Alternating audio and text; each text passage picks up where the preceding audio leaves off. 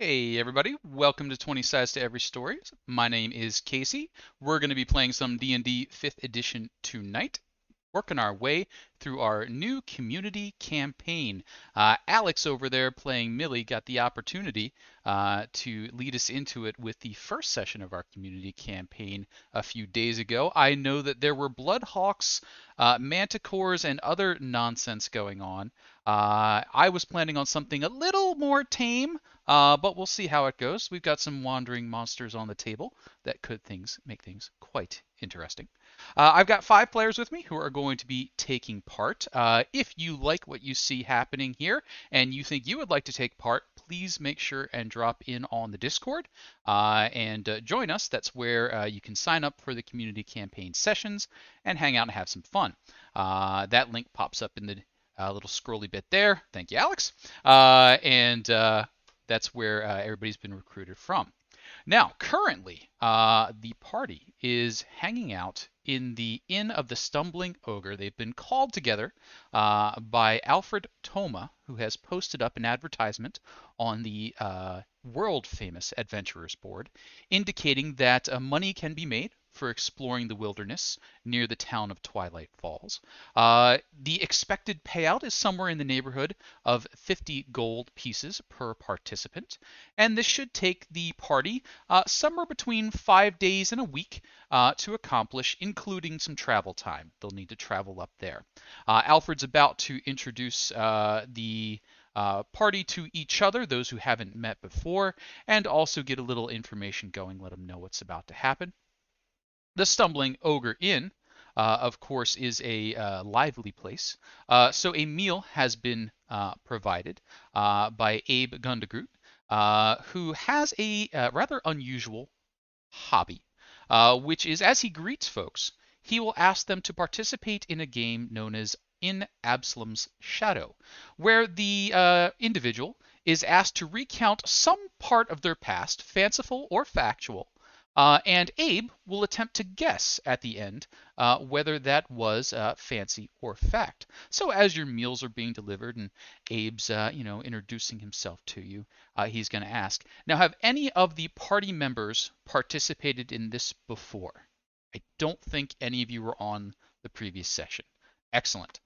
So everyone will get a chance to introduce themselves to Abe Gundagoot as you're receiving your meal, and he'll say, so, have you heard of Absalom's Shadow? Tell me something about yourself. I'll guess whether you're telling the truth or fibbing. And we're going to go from left to right across the screen, which happens to start off with a fellow by the name of Tommy Britches, I believe. Tommy, if you would mind introducing yourself, if you'd like in the real world, and if you'd prefer, just in the fake world. And then let us know what your character looks like and what you're trying to tell Abe your history is.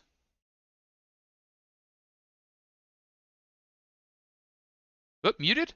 Or is it me? He's muted. First mute, mark it down. One in the books. All right, I'm Chris Jones, and I am playing Tommy Britches, and he's a halfling bard. And he's gonna look at Abe and said, "I can play this flute, and I can play this lute at the same time. You never saw any flute, lute, and boogie like this." I mean, I've seen a lot of flute, lute, and boogie. I don't know if I've ever seen one like this. I'm gonna say yes, I've seen it before. But let's see it. What have you got? And I think maybe a performance check would be a good first die of the night to open up with. Can you do a flute, lute, and boogie that Abe Gundagoot has not seen before? Yes, so I'm gonna start playing the lute, and I'm just gonna start jamming on the lute, Mm-hmm. and I'm going to set it down. The music stops, but then I'm gonna do minor illusion, and the music seems to be still coming from the lute while it's set down, and then I'm just gonna like flute solo into this whole thing. Sounds good. Let's see it. All right, I'll roll my Roll performance. that performance. Oh, it was not good. And he says, I mean, that is a fantastic performance, but we've had some exquisite bards here before. I think maybe a little more practice and you'll find your special niche, but I think that's going to have to be one that I win. Now you there, and he indicates Stevram. And could I have an introduction, Stevram, a little bit about what your character might look like, and then what tale would you like to tell, Abe? Um, this evening he wouldn't be in armor or anything like that. He'd just be wearing normal clothes, coming down to meet with everybody. But he's about 6 feet tall, uh, rather broad through the shoulder, uh, dark hair, uh, tan complexion, calloused hands. Uh, and he says, "Well, since I've been here, I haven't much divulged too much about my past, but." I hail from Divers. Spent a few years on the shipping lanes between Divers and Greyhawk, and I at one point was captured by the pirate Grill. Don't know if you've heard of him, but spent about 6 months uh, as a slave on his ship. Till one time I escaped once he was defeated. Hmm, a lot of details in there for something you made up. I'm gonna say true. It's a true story. Am I right? That is completely false. Oh, Gundagoot, well met. well met indeed, but I guess I owe you a drink. Next round's on me. Now you there. I think I heard the name Rue, was it? Rue, could I have a introduction? And did he hear the name correctly? Yes, Rue is very short, even for a halfling. She's got a very serious look to her, hair tied straight back. She looks pretty straight laced, and she just looks at Abe and goes, "I once tried stand up comedy."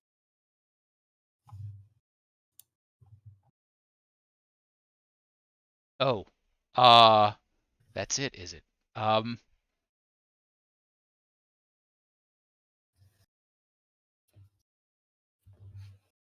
false. No, Ah, it was true. I just wasn't very good at it. well, I guess you did say tried. Well, that's 2 rounds on me then. Well, it'd be a cheerful evening for you all. Now let's see. You I haven't met yet, and he indicates Lot Morlum. Hi, I'm John. I'm playing Lot Lorem, a dwarf, ranger. And my story is, I'm a far wanderer and a brewer of some renown. I got captured by hill giants one time. Uh, I made a deal with them that if I gave them a brew that they particularly liked, they would let me go. And I brewed something from their stock that they had there, and it was the most amazing thing they had in their life, and they let me go, of all things. Hmm. Now I know a little bit about brewing. I'm going to say that's false. I can't imagine hill giants having something worth brewing. Come on now. You got me. That's false. Excellent. At least I won't be going broke this evening. Now then, you, miss. Indicating Millie. And she just says, "Well, shoot, Abe, I don't think there'd be anything that I might be able to put over you given our history, but plus you always know what I always say, if you always tell the truth, you ain't need to remember nothing." And you would see Millie is and probably Abe has heard all of her stories at this point because she's been spending the better part of a year coming here trying to get someone to pick her up for a job, but she's got such a youthful baby face, and she just does not look the part of an adventurer that anyone with a quest to give typically looks around the tavern and tries to find someone else. Her cloak is a verdant green, finely pressed. It hasn't seen any wear or tear, pulled together by a little clasp, little silver clasp that resembles the face of an owlbear, long blonde hair, and she's just a a chipper symbol of cheerfulness everywhere she goes. And so, um, Well, she doesn't even. She just says, all that nasty business. We basically grew up together, you and I, back when we were captives of those cultists a long time ago. I can't think of any better story I could tell than that, and that one's true. Ellie, I'm trying to give you an opportunity to say something impressive in front of your friends. I do think you did that, though, mentioning, I mean, everything that we have been through together, but you might want to come up with a few for the future. Well, it makes it sound like I peaked when I was 9 years old, and I've got plenty of story yet to tell. All right, all right. Well, at least you've got 2 rounds coming, and it looks like your friend there has paid for the food, so enjoy. And at that, Abe sort of exits, and the food and the drinks show up uh, as you'd like, as you order. Throughout this, Alfred has been fairly quiet, letting you kind of settle in, and then comes over. Now, is everyone settled and ready to talk a little bit of business? My name is Professor Alfred Toma. I'm the professor of sorcery at the Matricular Deep, though, of course, I am hoping we will be friends, so I do hope you will call me Alfred. You may know, northeast of here, along what 10 years ago was the high road, is the town of Twilight Falls. Simply put, the town is failing. The destruction of the Temple of Elemental Evil that brought such prosperity to Hommlet caused the lands near accursed Nolb to grow sour and dangerous. With no traffic along the high road, fewer traders came, and those that could leave Twilight Falls have done so. Fortuitously, our College of Mages was seeking a home, and with our magics we believe we can remake the high road, following the waters of Immerdis Run, avoiding Nolb and the desecrated lands near the temple. But we can't do it alone, and it does behoove those on the northern routes to ignore the plight of Twilight Falls. They prosper from our failure. So we've come to Hommlet, birthplace of heroes and legends, to seek aid. Now, you've all seen the post. We're offering monies for successful survey and, if necessary, pacification of lands along the edge of Immerdis Run. It's a stretch of about 60 miles, though we're only asking you to go in 5 or 6 miles or so from our current endeavor, scouting the lands. We're asking you to spend 3 days in the wilderness and then report back. We do have some tools for you to take the depth of the river, to survey the local plants and animals, make sure we know of anything dangerous to come, and to look for signs of any previous construction. Um, Now, this will take you, we're expecting 3 days. We'd like our equipment back within that time. Otherwise, we'll have to send some search parties off after you, and any funds you might have had from that we'll have to spend for them to hopefully retrieve you and the equipment. Is everything clear so far? I believe so. Excellent, excellent. Yes. Now, I, This equipment that you have, is anybody here equipped to utilize? yes, well, I do have instructions for you. It's fairly simple. You see, for the sounding, or for the measuring of the depth, what you'll be doing is, and he shows you a set of poles and a set of ropes with weights on them. Basically, hop in the river, test with the poles where you can walk, use the chains where you can't walk, and as you lower the chains, they're weighted and floated so that if they remain floating, then the chains have settled. And it's basically depth-taking equipment, stuff like that. For that, you'll need someone fairly sturdy, and we'll drop out of character here for just a moment. For the sounding or depth measurement of the river, I will be asking for an athletics strength check. That's basically to stay standing as you're in the water and finding your footing. For identifying the path of least resistance, to look at the plant life, look the way the land lies, I'm going to be asking for a nature check. And then for the finding of dangerous animals and or monsters, I'm going to be asking for a survival check. Now, each of these surveys attempts will take you about 6 hours out of your day. So you can do 2 of them in a single day with no risk. A third in that same day, you might be risking exhaustion. There'll be some constitution checks made for that. Since that's only 3 checks and you have 5 people, you'll have 2 people spare. Those 2 people could help providing advantage on one of the rolls, or they could do a check of a different type, such as perception to keep you from being ambushed by evil monsters, or stealth to keep you from being noticed by evil monsters, or any other check that you may happen to come up with. So as that's being laid out and the equipment's kind of being set up, the party will have an opportunity to kind of discuss their strengths and weaknesses. For this one, we can step a little bit out of character and just say who's got the highest. But as you see certain options and ideas out there, you may want to alter who's making the rolls. Survival, nature, athletics, those are the 3 standard checks you'll be asked to make on each of the hexes. 2 wild cards or assistants if you'd like them. As that's sort of laid out, now who do you think would be doing each of the tasks, would you say? Alfred prompts.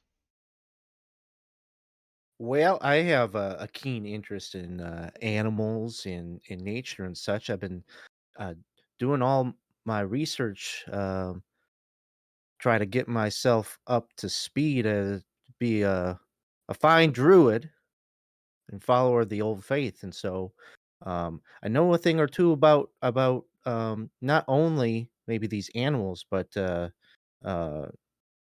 I don't remember what you said, Casey, about the nature check, but Sure. that Nature would indicate. be path of least resistance for the road. So basically, if there's a real big tree there and there's kind of a gully over there, maybe take the gully instead of the tree.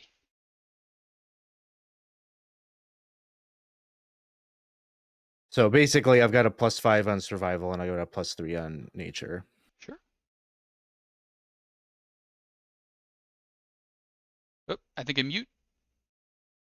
Am I muted? You got it. Now you're good. Okay.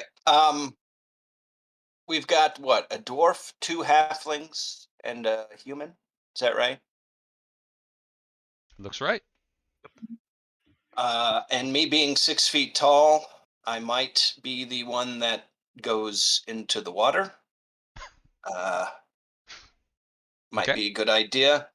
And also, and I mean, I'm skilled in athletics. I've got a +4 there, and perception is a +3. So when I don't take part in the other things, I can be standing guard.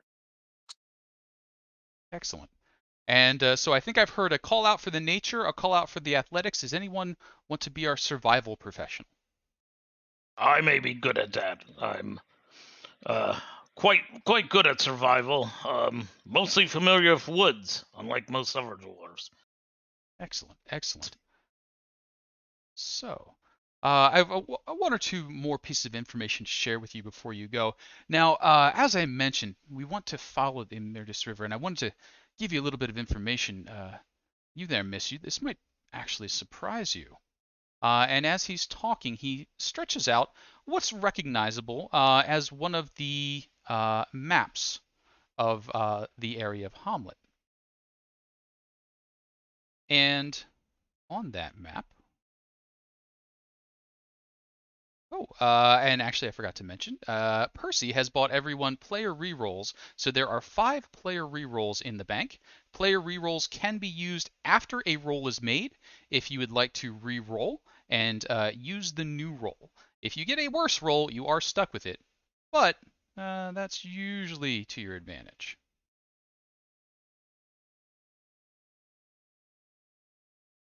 Thank you, Percy. Yeah.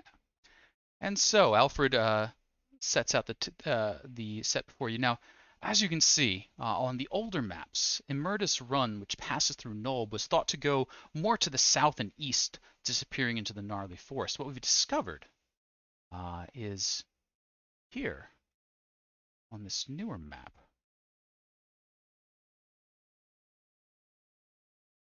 You can see Immerdis Run actually bends around and has its headwaters here in Twilight Falls. That's what you'll be picking up.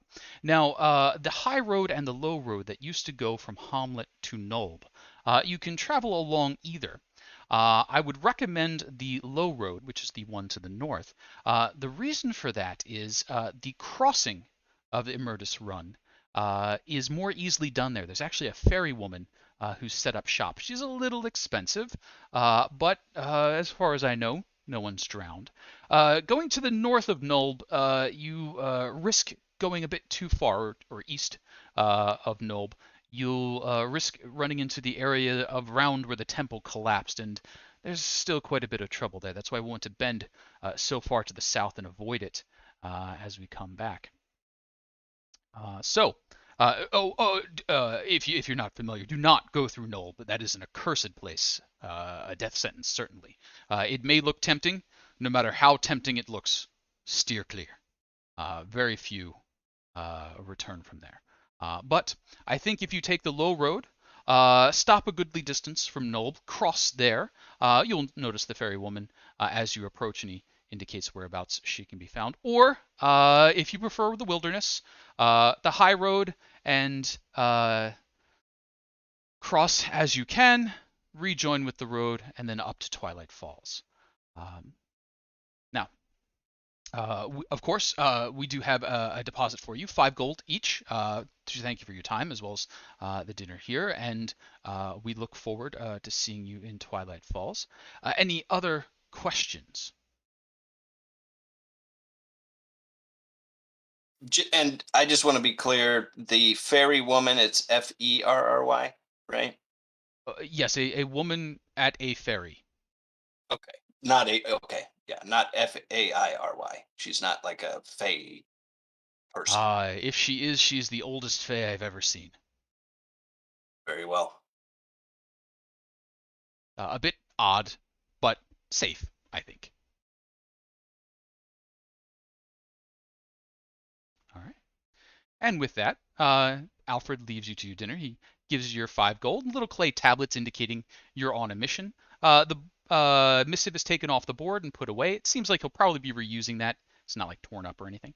But the party stands to receive gold for each land piece surveyed up near Twilight Falls.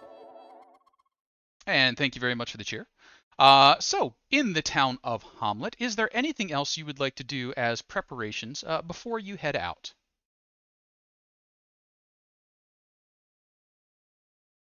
Is it morning currently or evening? We would be It's heading out in the morning. It's evening at the moment. You would probably want to get a good early start. If you move quickly, you could be across the river and a little bit north of Nulb. It's about 20 miles or so to Nulb. You can cover about 30 in a day. And then it would be another 35 or so to get up to Twilight Falls. So it's about 2 days on the road, starting a little early, ending a little late. Well, I sure am excited to go on this adventure with y'all. Now, one little trick that I picked up along the way is I'm able to magically produce these berries that will be able to feed us while on the road. So I don't think that rations and such should be much of a problem. And I don't know if you're okay with this, Casey, if I do the casting of good berry kind of at night before I go to rest so that I have those the next day. Sure. Okay. Good I'll do that Goodberry every hijinks evening then. ensue. And I think just for ease, I'll just say like I distribute 2 to each person just to keep it easy. Sounds good. Well, thank you. How long do these things last? Well, it should get us through till the next day. So you want to make sure you eat them before you go to bed, or they'll just disappear, and you'll have robbed yourself of a nice little snack there. Magical berries. Can't make wine out of that. Well, Probably not not very fit good for brewing. wine. I mean, it only can age, not so get so old. So, yesterday's vintage is probably not so good. As far as healing goes, I have a little skill in it. Does anybody else have any skill in healing? Oh, sure. I got some. Just say the word. Okay. My skill is in hurting. Fair enough. I've really just got the berries. That's kind of my one trick. I just didn't want us to be relying on my my limitations. Sure. I So- do go up to the tavern keep, and I'm like, And I kind of whispered to him, I said, I have heard tale of a miraculous donkey here. A miraculous donkey here in the inn? No, that Oh, hasn't no, in happened. Hommlet. Oh, yes, of course. Odie, you must mean. Ah, yes, that. And I kind of announced the rest of them. I said, we should seek Odie's blessing before we head out on the road. Oh, you're familiar with that? Of course, of course. Now, what you want to do is you'll just, and he gives directions, out, take a right, take a left. Now, I believe there is generally a contribution made, and certainly have fun. Normally, it's done as you set out, but I understand that Odie is fond of repeated donations, so the more you show up, the more you give, the more it returns. But certainly, good luck to you there. But as far as in the inn, whatever he happens to say, he is not to be coming inside the inn, especially not to the second floor. All right. So with that, the rounds of drinks are provided, the meals are finished up, everything is of good quality. You're able to rest in whichever accommodations that you have made, whether it's here in the inn in one of the higher class establishments or in one of the little less expensive places to rest. The next morning comes, and I'm going to roll 5 of the d20s to see what the environment is doing for you all today. The d20s will represent precipitation, temperature, wind, animal activity, and other. For all of these things, you would prefer to see high numbers instead of low, but this will be randomizing our day's events as we go. 5 of the d20s, 8, 9, 17, 2, and 18. Among the one that got the 2 is actually the animal activity. So since you wasn't want to visit Odie, I think the animal activity 2 is going to indicate that Odie is not in the stable at the moment. He's not hanging out. He must be off somewhere else. The 8 for precipitation is fine. Temperature is mild. Wind is a nice soft breeze. Other activity, nothing suspicious about. So as you set out, aside from the fact that their animals are all a little skittish in a way today, you do stop by the enclosure. The little sign is there offering oats and grains for a gold piece, I think is what is the little marker there. But no donkey present at the moment. I put a gold piece in and make a little, and put it in a little cup and put it in the pen. You got it. The Odie. Little oats. cup sits there, oats for Odie, but no Odie in attendance at the moment. Perhaps if Animal comes up a little better tomorrow, we might see that. Now, as the party takes to the road, I'm going to glance over to the chat. So far, no wandering monster from the chat, but we need to see if the party generates their own wandering monster situation. For that, I'm going to ask for a volunteer to roll a fateful d20. If you roll a 1 on this fateful d20, things will be a little more interesting than you might like. Got it. A 2 is not a 1, but it is very close. You're okay, but you set out on your way towards Nulb. Now, I do have a question for the party to answer. Would you like to take the high road or the low road on this very, very low resolution map? The high road is the one to the south. The low road is the one to the north. The low road would take you closer to the fairy person. The high road would take you kind of dangerously close to the Temple of Elemental Evil's crashing area, as well as to Nulb, and have to do a little splashing across the river. What is the plan?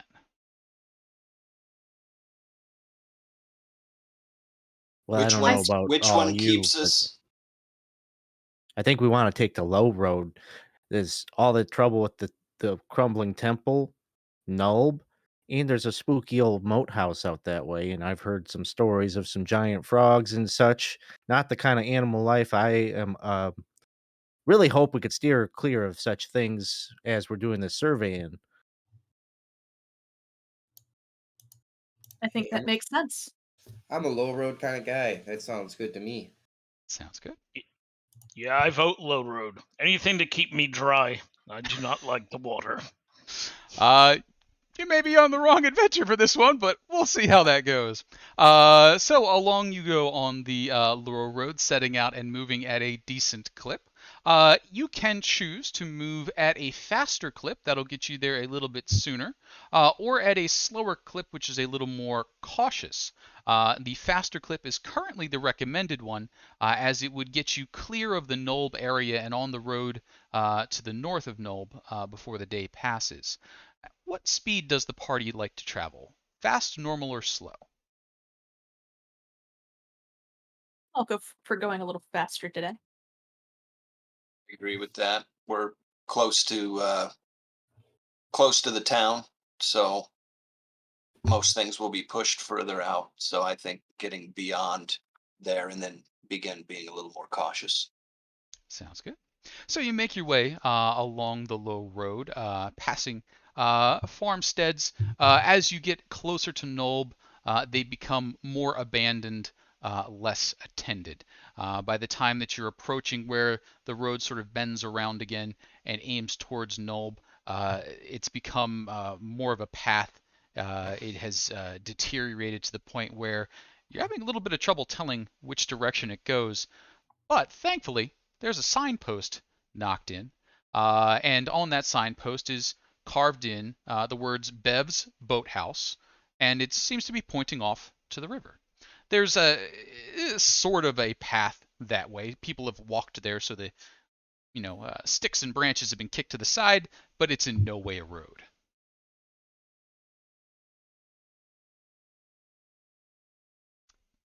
Taking it? Oh, sorry. Yes. Okay, that's just double checking. I was like, yes. Okay, yeah. this is description. I That like is it. No, you got it. A couple of minutes walk through a little bit of a thickety area, and you find yourself descending towards Immerdis Run. The water is fairly quick here and deep enough that a boat could go on it. You know that in the past there had been some piracy issues on this stretch of river, but with the destruction and desecration of Nulb, there's very little traffic. Descending a little cliff face, you see off to your left there a boat that has been leaned up against a wall, and there's a bit of a cavern or a cave sort of knocked into it. And deductively, that must be the boathouse. Let's go to the thing. Yeah. Mhm. Rue is just assuming that this is the thing, and she's just going straight up and going to knock on the cave on the outside and just call out, "Hello." As you kind of come around, you can see that there's a bit of a ledge hacked out. You can see there's marks of tool work, so pickaxes and things have been used to expand this cave. So it's got a little bit of a stone ledge there, a bit of a doorway, and coming out from behind it is a very aged woman. She got a bit of a wrap on, a bit of a shawl on.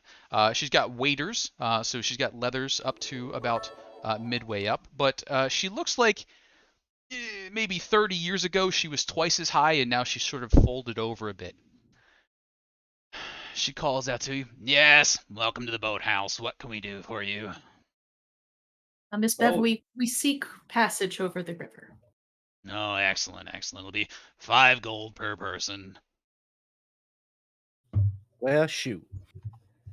She Rue kind of looks over her shoulder at the rest of you and like, that's half of my purse. What? That is a lot of money. Now you did get 5 gold from Alfred, so everybody please make sure you're +5 at the moment.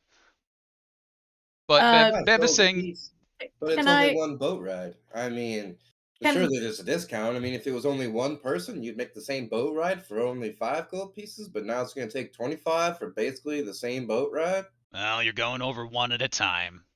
Boat's not that big. Hmm. I would like to I would like to do like an insight check to see if she's overcharging us.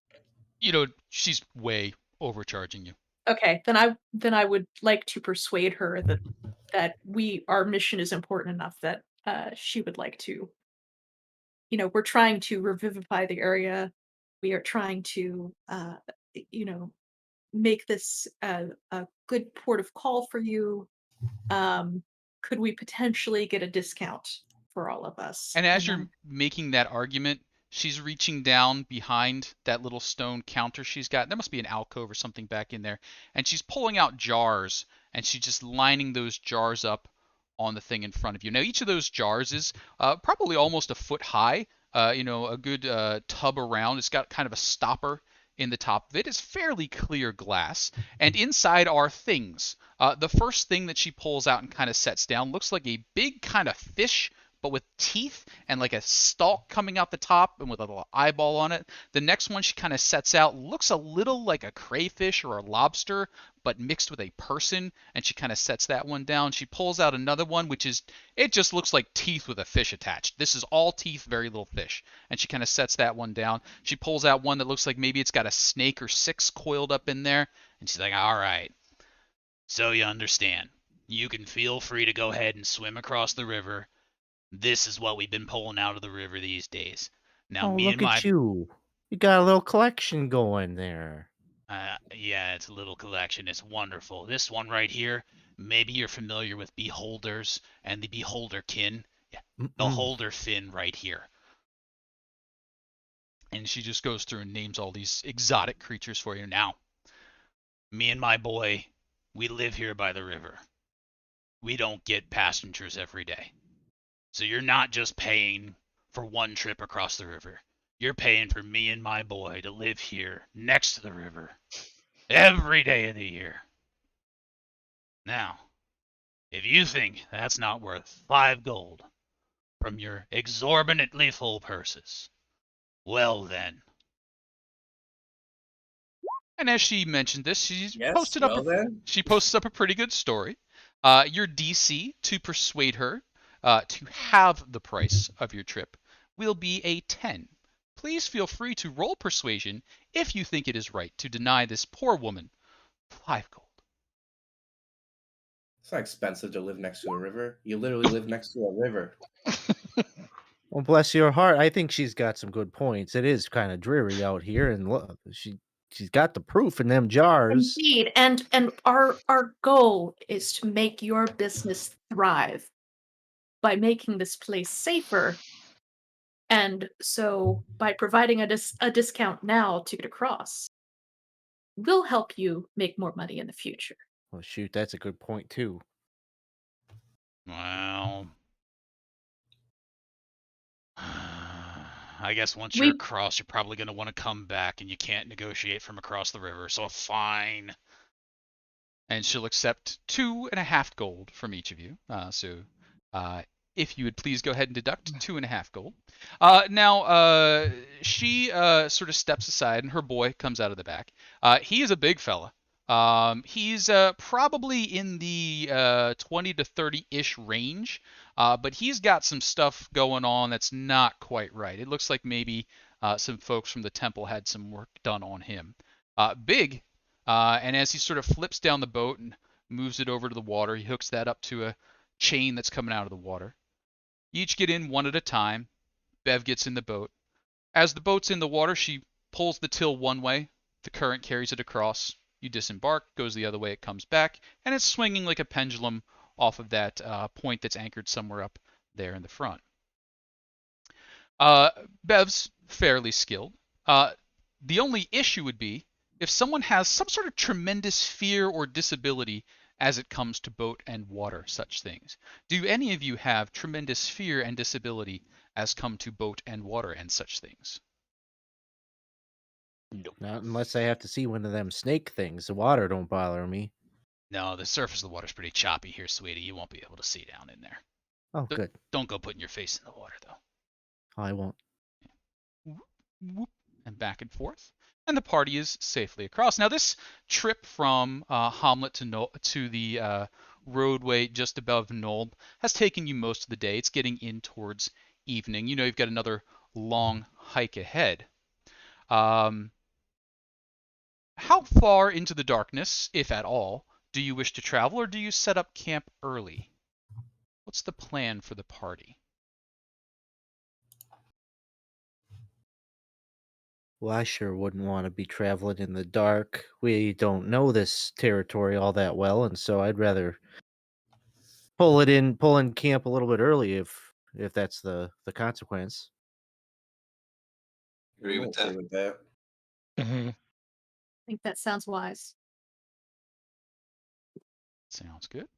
And we're going to flip maps a bit here. And we're going to drop some characters on the map.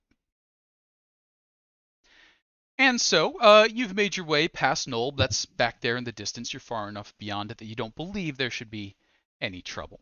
You've got a little bit of a roadway. The high road's picked back up here. And some clearings and such off to the side. Any security precautions that the party takes as they camp out for the evening? I think a watch would be wise since we're in areas that are known to have unfriendly beings. I agree. Sure. I'm more than willing to take the first. What's our policy on tuning guitars during our shift? I mean, you saw that back there. That was awful. My lute's got to get tuned, and But what if I just do it real quiet? Maybe passerbys will be like, it's just like some nice people playing some tunes, and we should just keep going. But probably would attract predators. I'm just gonna do it. I'll do it right away. I'm just gonna get it over with. Maybe if you do the bad playing while your watch is going, that might be more effective at keeping them away. If you take the last watch, you can wake us up with your music. Ooh, I like that even better. Okay. And we'll say that there are basically 3 watches that need to be covered. There's 5 of you. Do any of you not need to sleep a full shift? I don't see any elves or warforged, so I think everybody needs a full shift. So that means one of these watches will be a person short. I think I heard Rue volunteering for the first watch. Is anyone staying up on first watch with Rue? Oh, I'll take the first watch so I can get a full solid Okay. So rest. Rue and Millie on the first watch. Who's going to take second watch? I'll take second. I have Alright. dark vision, so I can see in the night. Sounds good. Lots on second. Tommy and Steveram on third. Yes. Sounds good. And we're going to roll the 1d3. First watch, Rue and Millie. As the others settle in. It is into summertime. The weather was fairly good, aside from the animals being a bit scarce this day. But as you are hanging about, on the tree on the western side of the road, this big fella over here, you're seeing either the biggest darn firefly you've ever seen or something odd moving about up in the foliage of that tree. Millie, do you see that over there? I sure do. What do you think that might be? I am not certain. Can we try like a nature check to figure out what it is, or is this like? Sure, a nature check would maybe give you some insight into it. I would like to give you advantage on it as we discuss it, if we can.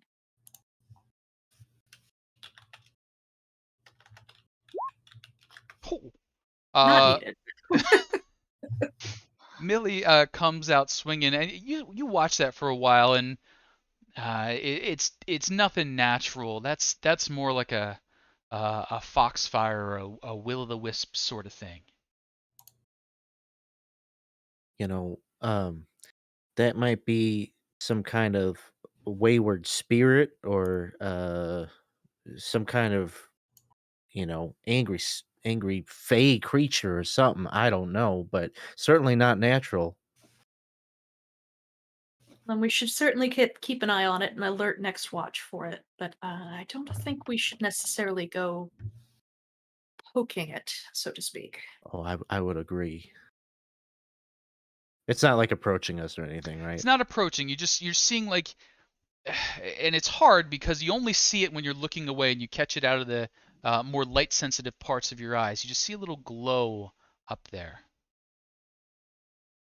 Yeah, I think we're going to keep an extra eye out for it, but other than that, we're going to avoid it to avoid taking whatever it is on. Sounds good. So the shift passes. You keep an eye on it. It's a little creepy, but nothing you can't deal with. And it becomes Lot's watch, I believe.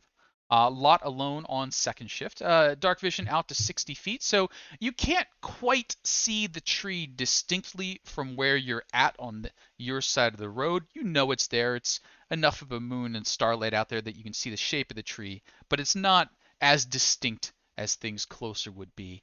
But that little bit of light that's glowing up there, Lot, that's enough to drive your dark vision just batty.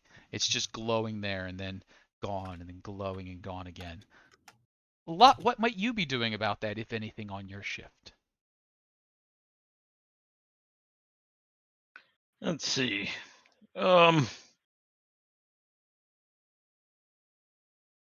See, it's about 70 feet away, I About think, when 70 you were measuring. Yeah, about 70 feet away from where the group is.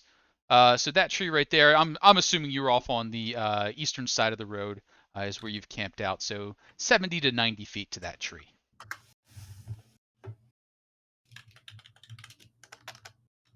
I'm gonna get a little closer, not super close, but just a little closer to see if I can get it within my dark vision range to see what it is. Sure. Maybe Are you? I'll stealth. Oh, you are stealthing. Okay, go ahead and give me a stealth check, please.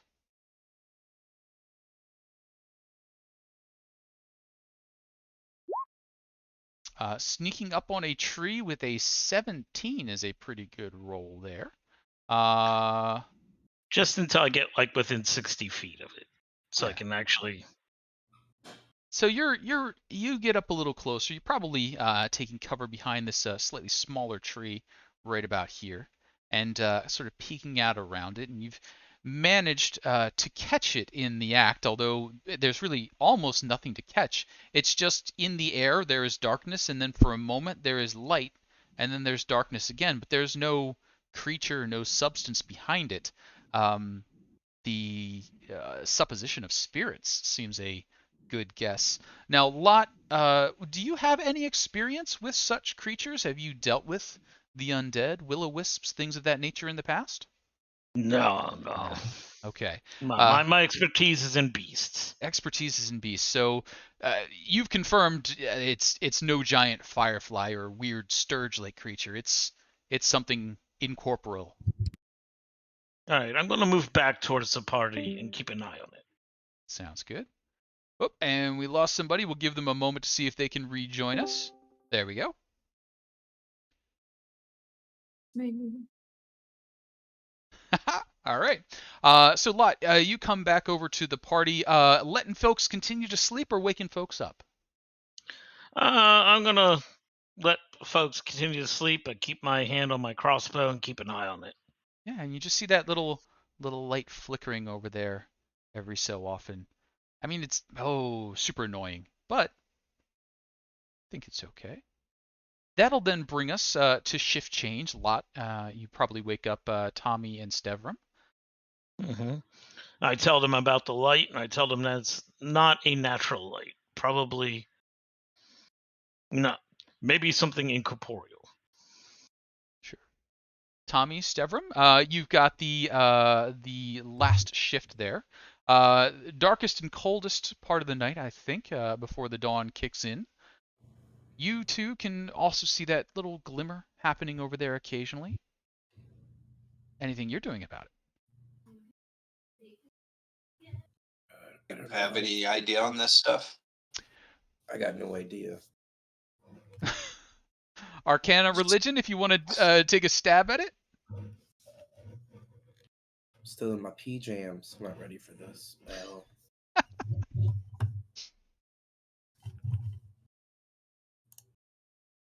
proficient in either of those, so Same. let's just keep our eyes on it. Got it. Rest of the night passes. Dawn starts to roll around. I'm gonna start tuning my guitar then. You all wake up Loot. to the guitar lute solo.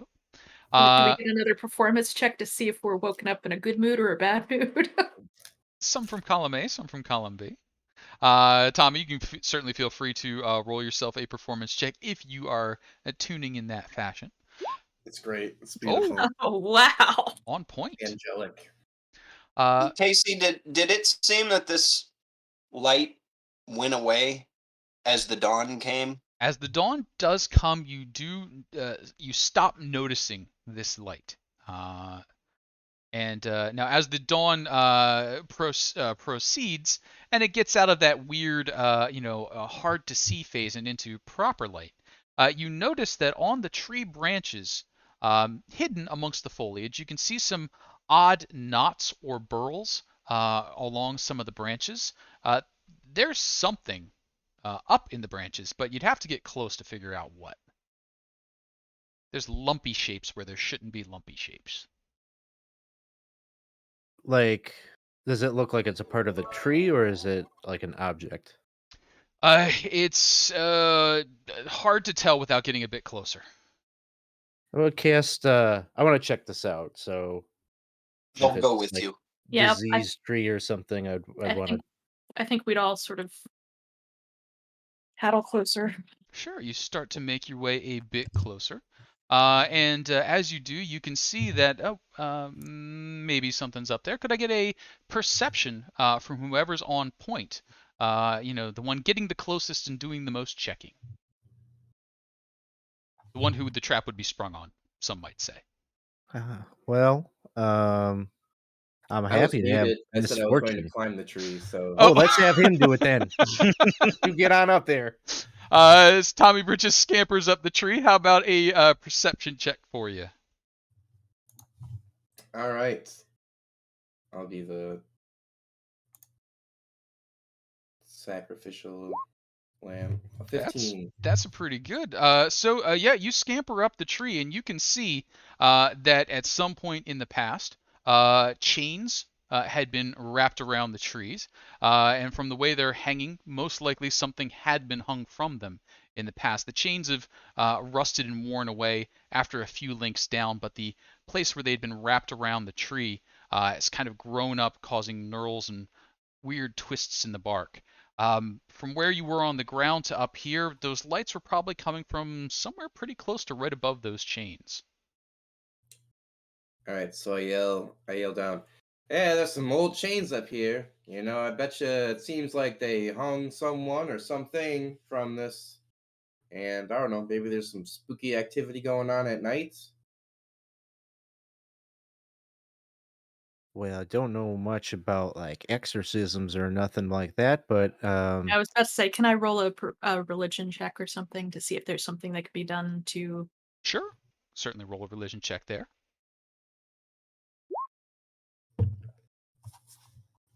So, Rue, the bodies aren't here to be put to rest. There's not a lot you could do aside from confront the spirits themselves at this point. So they have probably gone beyond the point of pacification and into the time to turn undead sort of thing. Okay, I would say I'm assuming we're keeping some sort of map and log of what we're doing, so I'm Mhm. going to make a note of this in the log and indicate approximately where this is and sort of put a stone marker out by the road to help people know that this is a hazard. Sounds good. Yeah. I don't know much about religion, but I was just gonna break this branch down. No? Bad idea. is it possible to remove the chain? I think that the wood's like grown into it or something. It's been up there for 10 years, so the wood's pretty well grown into it. You could kind of chop it out of there if you put a little effort into it.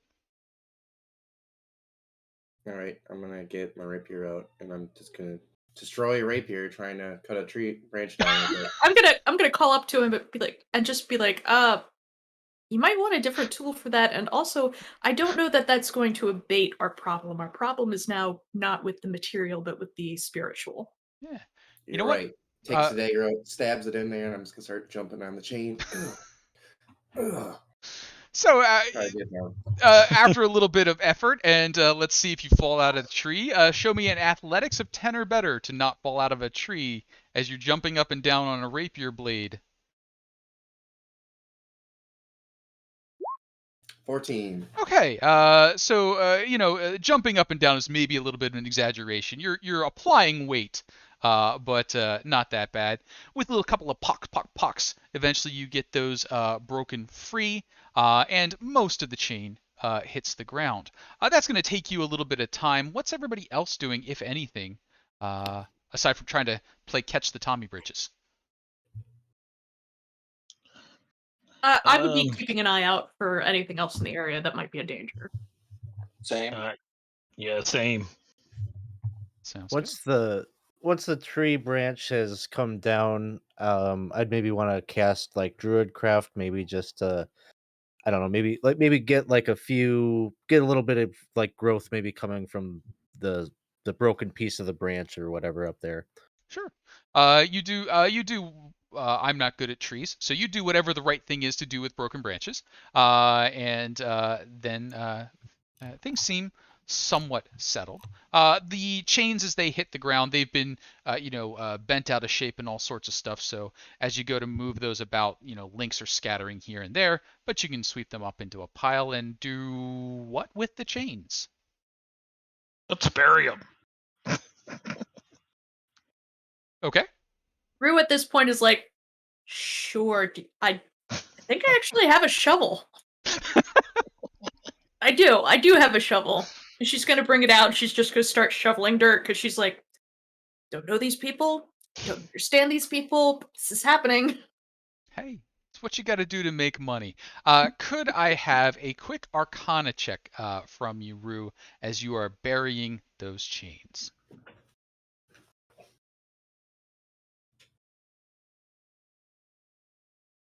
Oh, that was close. That was close to a 1. 18's pretty good.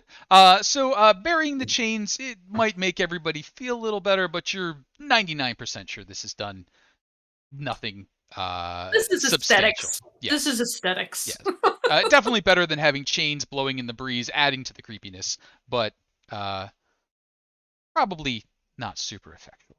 But with that resolved, you've got a busy day on the road to go, traveling your way up to Twilight Falls. I'm going to roll those 5d20s once more to see how our weather is doing and see if we've got anything exceptionally good or bad going on. Oh, we've got rain, I believe. Indeed we do. So as you get things settled in, the rain comes. It is one of those hot, wet, nasty summer rainstorms. The humidity is there. The rain is coming down. The roadway has been, a long time since it's maintained, so the grass is getting wet. That's up slapping against the top part of your legs. The rain's coming down on your head. It's a little bit nasty out there, but I think you can manage it. Are we going to continue moving at fast speed to get us up to Twilight Falls today? Sure. Seeing some nodding there. And can I have from the party a fateful D20? A 1 or a 2 would be potentially problematic. Who wants it? Go for it. I'll do it. Here. A 7. Things go reasonably well. You arrive in the town of Twilight Falls, or at least nearby to it. A bit damp, but otherwise intact. The town of Twilight Falls has the look of a town where everyone who could get away has gotten away. those that were left have 2 or 3 of everything, but none of them works properly. They've inherited spare plows, but one's got the handle broken on one side, one's got the one handle broken on the other one, the third one's got the good blade. The wagons have lopsided wheels. There's like 8 rocking chairs sitting out on all the porches, but none of them rock. It's a bad kind of scene going on up there. But there's people still there, and they're still working. And as you roll up, they kind of thank you and almost immediately point you down where a new road has been set. That road is fairly sizable, about 25 feet across. And we're going to jump to hopefully the right screen. Is it still raining? It is very rainy. It is evening and pouring.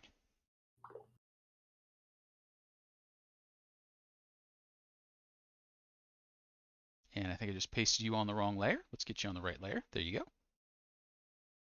go. Just a few, about a mile down, we'll say, a new roadway, some 25 feet wide. You see an adamantine tower standing in the middle of the road. There are several individuals moving about atop the tower, as well as people visible through slots in the side. They all seem to be speaking or singing. Those of you who have some arcane background understand that they are incanting rituals. There are at least a half dozen animals behaving very strangely for animals, but as one might expect for familiars, moving about as well. Primarily owls, but you do see a few cats about as well. Rimlock, thank you for the DM reroll. I will go ahead and get that one recorded and deploy that. But you also bought the players a reroll, so you're being fair. Players now have 6, DM has 1. Let's go ahead and get that updated real quick here. As the party is making their way down the road, one of the mages comes out. You can see she's got a book in hand and she's talking, stops, closes the book, looks over at you. You have 10 minutes of my time. Talk quickly. You're here for the commission, yes? Mm-hmm. Indeed. Excellent. My name is Professor Kyra. We're very, very busy. We would like you to go ahead. You've been explained with the tools? Yes. Excellent. Well done. And here you are. And you, and you, and you. And you have your tablets? The look like Yes. tablets? Excellent. Could I have Mhm. those, please? Good, good, good. Thank you very much. Here we are. And it's been explained to you. It'll be 20 gold for each of the successful surveys you do. You'll be traveling, and she gives you directions to go in at least 3 miles before you do the thing. You may travel along the river. You may travel to the east. You may travel to the west. Excellent and good. We're not yet into my recasting time. And as this is all happening, you can see all over the place little tiny tools are moving around. There must be at least 30 to 40 unseen servants going about, hammering away at rocks, shifting things around, basically making the road happen as they move along. But every one of them is just doing a teeny tiny little job, like it's pebbles floating through the road. There's nothing big happening. It's all just really tiny stuff over and over and over again. Now, do you have any questions? How much time do we have left? Well, you have 3 days from the time when you get the tools. It's Oh, tonight. I meant so... in this conversation. You said we had 10 minutes. Oh, you have about 7 minutes left. Go ahead. Oh, we did pretty good then. That was my only question.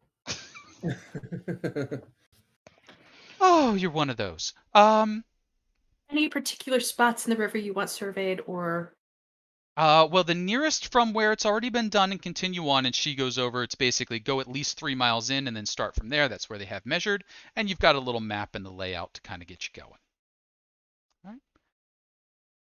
And now, you'll probably want to set up camp nearby tonight. This place has been pretty well pacified already. Get a good cracking start in the morning. If you want to get a head start on the 3 days, as long as you're back here by nightfall on the third day, which would really be the fourth for you if you set out now, that's fine. okay? Is there so- any place here to get out of the rain? Oh, Shelter for the evening. sure. Just go right back up the into Twilight Falls. There's at least a few places available to you. And basically, Twilight Falls is just 2 miles back up this road, so you can cover that in an hour and then set out and go past it easily during the day.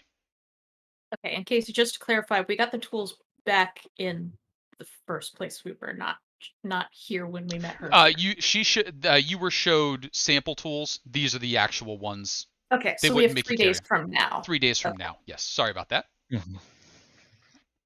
This is the first time I've run this particular adventure style, so I'm learning things that I forgot to say as we go. So thank you all for bearing with me as we get through this. All right, cool. Lot Moreland is fascinated by this tower. He goes, so this tower moves. He kind of looks at the bottom Yes. of it. This is our adamantine tower from the Matricular Deep, and she's sort of like keeping a count, and you can kind of hear ticking seconds by in her head.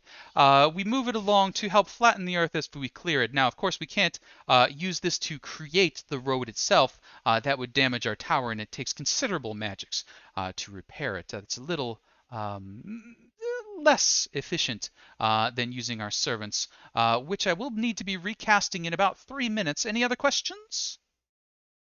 I go up to the tower and kind of just tap on it with a hand axe. You like I go, tap tap tap. It is adamantine. It is "There's beefy. adamantine. Yeah. That's quite the expensive tower."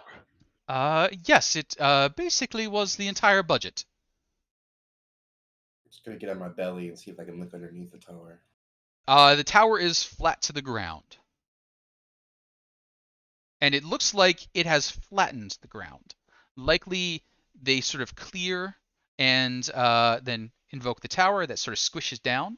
Then they clear and invoke the tower, and clear and invoke the tower, and kind of move the tower along to flatten the road out as needed. Interesting. I'm getting bad advice from the chat. I'm not sure that particular seduction would work there, the one with the gun. But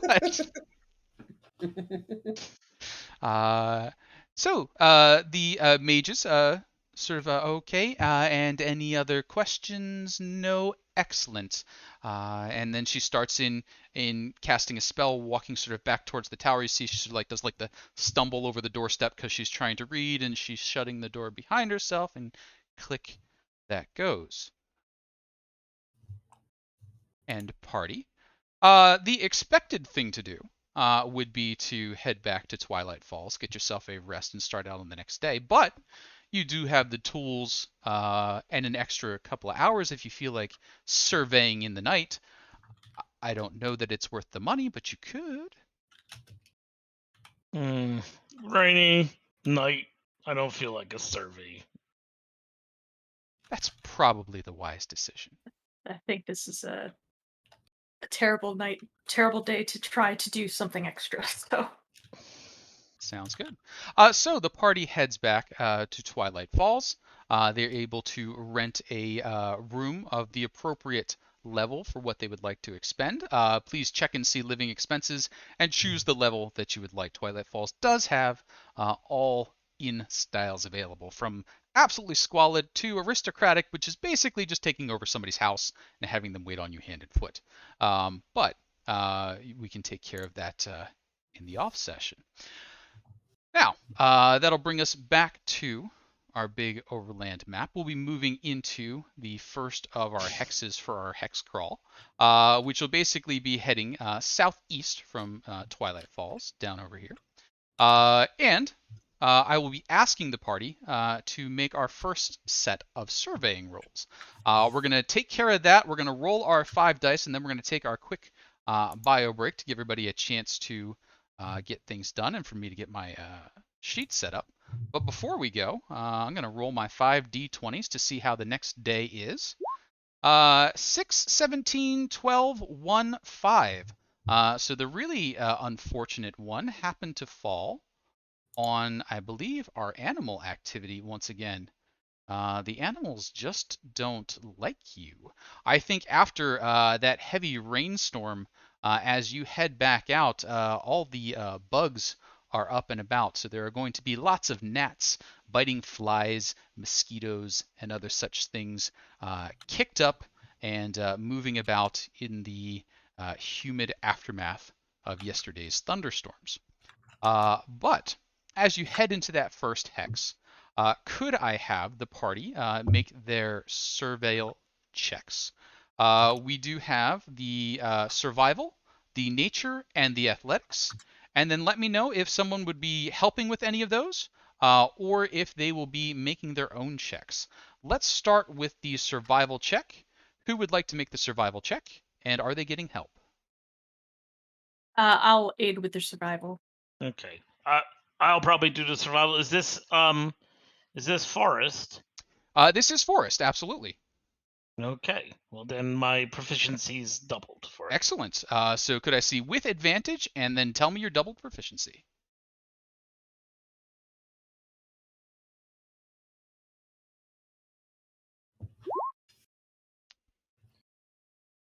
I see a 13 at a +4, a 12 at a +4, and is 4 the double, is 4 the straight?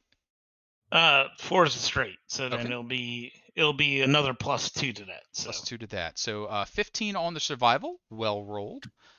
Nature will be our next roll. Who is handling our nature? I believe that might have been Millie. Yeah, if we don't have another option, I can do it. I've got a +3. So.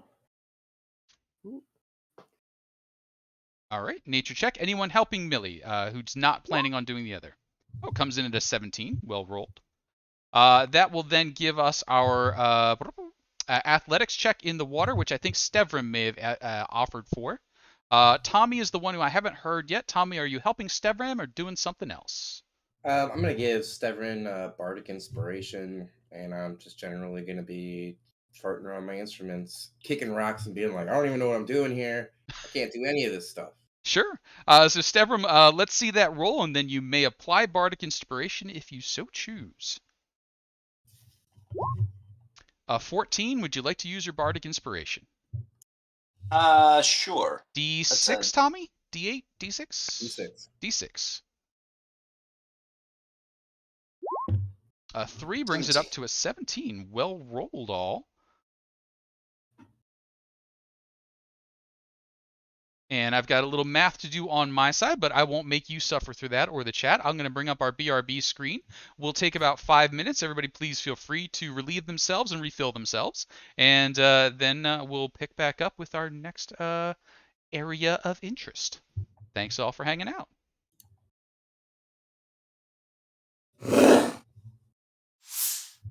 And they can hear us. And hey, welcome back to 20 Sides to Every Story.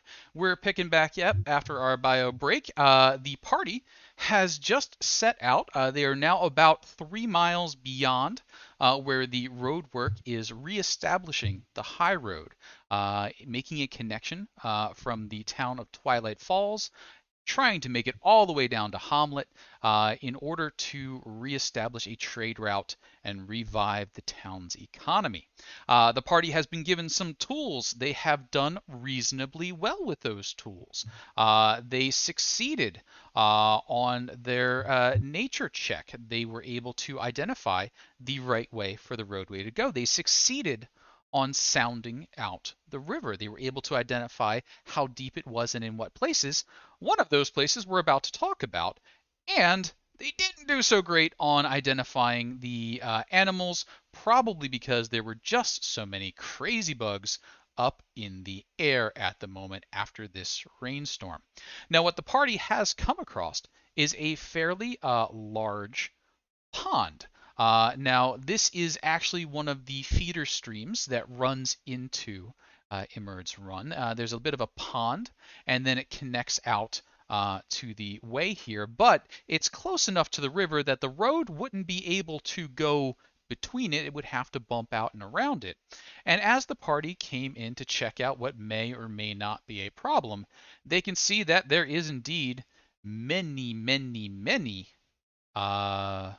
flies up in the air, and occasionally one of those flies, or a fairly large crowd of those flies, disappears. They seem to be falling victim to a big old sticky tongue of a giant frog hanging out behind one of those rocks. Now, this is a big pool of water. You weren't really looking for giant frogs, so there could be more about. But this pond is kind of in your way. So you do need to investigate it if you do want to claim credit for this area here. Or you could abandon it and go somewhere else, leave this to some other adventurers. The party is currently located in the northeastern corner, so the river proper, Emerge Run, is kind of behind you a bit to the north. It would rejoin a bit to the northwest. But there's this pond here. What's the party doing? What's the party thinking? Feel free to talk amongst yourselves. You see one giant frog hanging out on the lily pads behind those rocks.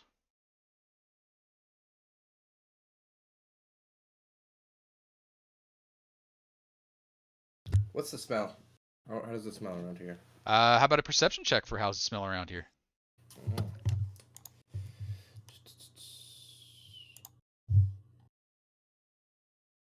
Oh my goodness.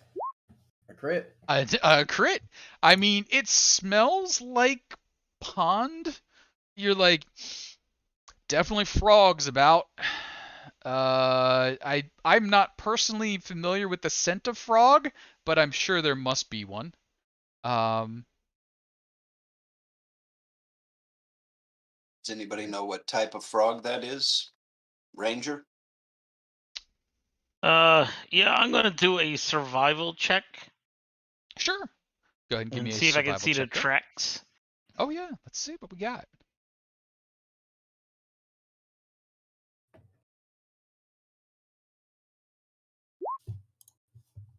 16. You scout around the edges, and yep, it rained last night. It has stopped raining this morning. You can see in the mud several little plop spots where the frogs had landed. They seem to be way more than just the one here. This is definitely a frog-infested pond.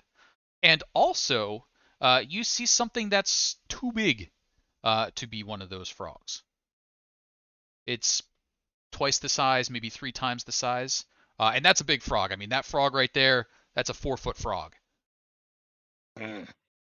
So I is go. the sorry, I just want to make sure I understand. Is the issue that we need to spelunk into this pond? You would need to spelunk into this pond to Okay. complete your survey of the area.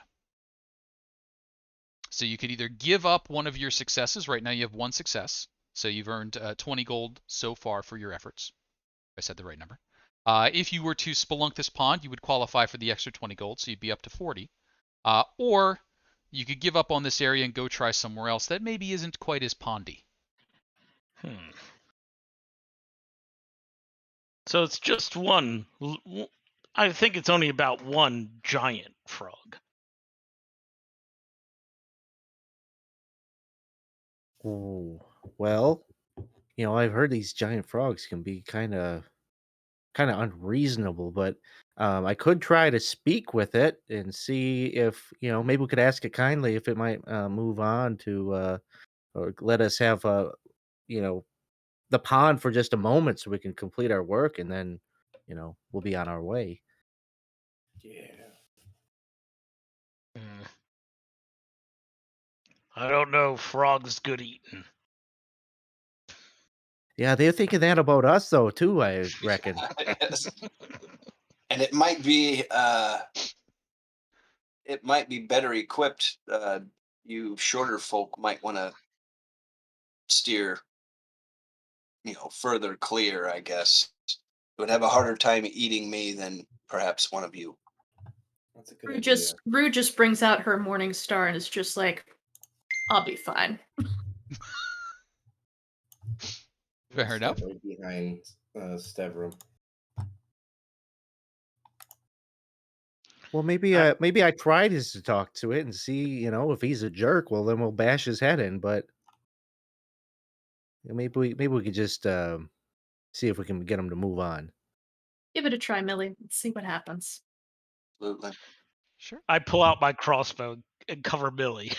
Sounds good. And I pull off of my back my greatsword. You got it. So Millie, please go ahead and move yourself to wherever you wish to be as you begin conversation with the frog. And what skill or thing are we doing that allows you to speak to frog? I'll cast speak with animals. Sure. Could you So bring that one up just for me? does that work? Okay. Yeah, Uh, so I'll cast that and I'll get up on this rock to look down into the water. Sure. Hey there, Mr. Frog. Sorry to bother you.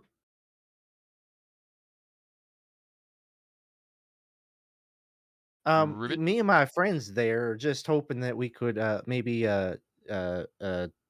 take a little swim in your pond there. Would you have any problem with that? Will only be but a moment. Nope, there's no skin off my back. Now, is there anything dangerous there in that pond that we should know about? Well, if you should know about it, wouldn't you already know about it? Um. Ah, I'm just kidding. Yeah, Oh, there's a big old toad. you're a funny frog. There's a big old toad. There's a big toad in there, you say. Oh yeah, that's why we don't go in the deep water. Now, when you say toad, is that just a word that you use to describe it? Is it its name? W- I think he likes to be called Thaddeus Toad, but we don't put on airs. Okay, so um, what do you know about old Thaddeus? There is he a reasonable kind of toad or a reasonable Thaddeus? I don't know. No, Thaddeus is hopping mad. Oh, all right. How big is he?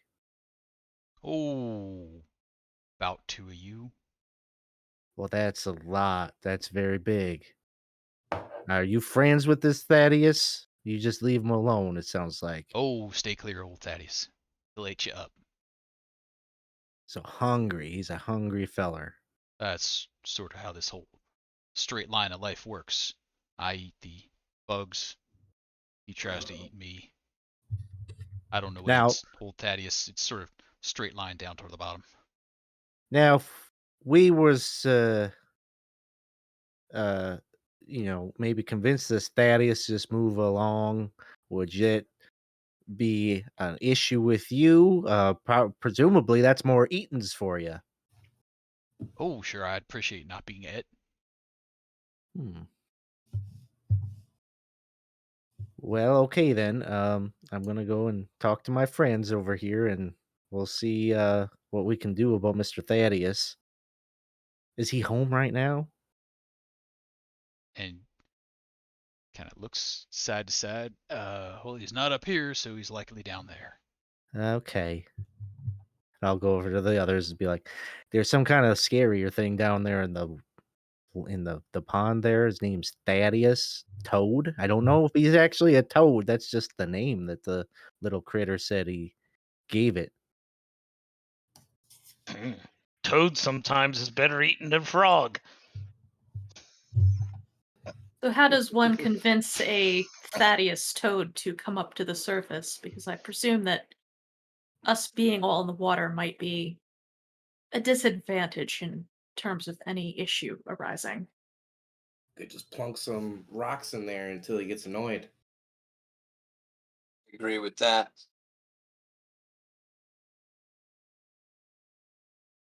Speaking of rocks, I bet you can't get more than 3 skips. And then I just start skipping a rock across. Sure. Just give me a quick dexterity check. Oh, so toss a rock and do a dexterity check, huh? Well, I mean, you want to know how many skips you got? Oh yeah, all right. Oh yeah, 24. Oh, that's some fine skipping. So it's all the way across to the other side. Rue tries, but she definitely picks up the wrong rock and just plunks right in. Here, kablunk. And as the kablunk happens, like the waves sort of ripple out, hit the far sides, and you can start to notice all around the pond other little sets of eyes appearing and looking over in your direction, peeking out from below the lily pads. Rue just waves to them. Just, They're all just like looking in your direction. They're about, 4 foot across or so. So they probably wouldn't maybe try and eat you straight up. I mean, they're about as wide as I am tall, so Yeah, that looks like you'd be a big meal for them.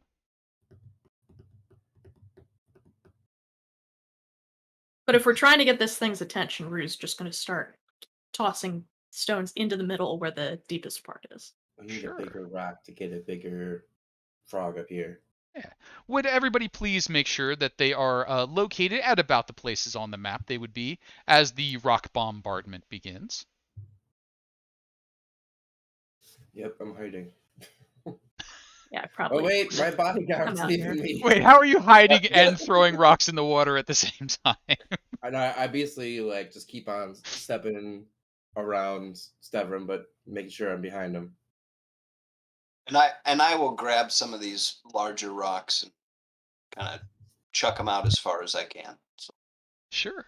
After a couple of rocks come out, something comes out of the water, arcing, we're going to say gracefully, but pff, it's a toad, in your direction. And we're going to ask everyone to go ahead and click on their tokens, and then click the initiative button on D&D Beyond. And if things go well, they'll roll in, and if they go poorly, we'll figure out what's going on.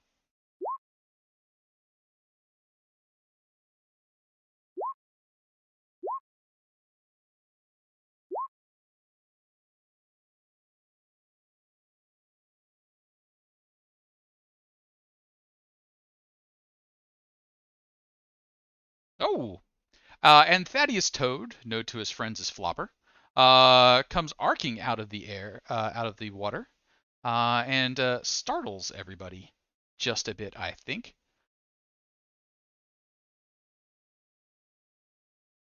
Mr. Toad?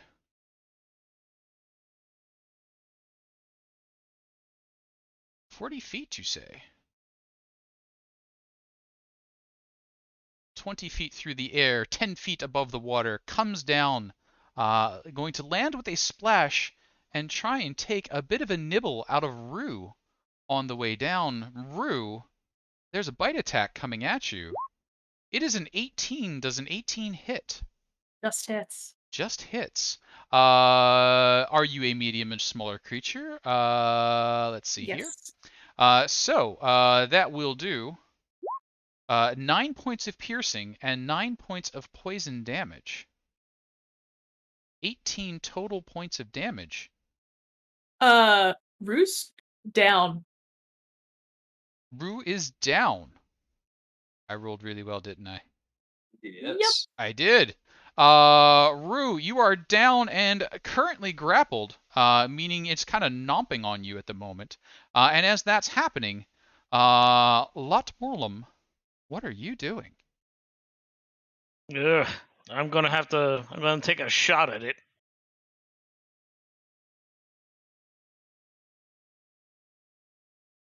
Sure can.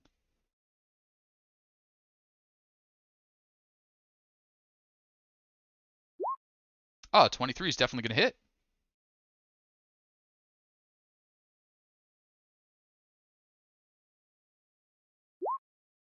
Five points of piercing damage there. Punks into the toad's hide.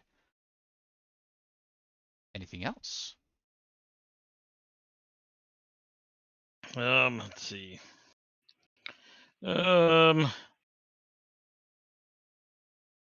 No, I got a pretty good shot of it from here. I'm probably gonna stay here. Got it. Tommy, what would you like to do?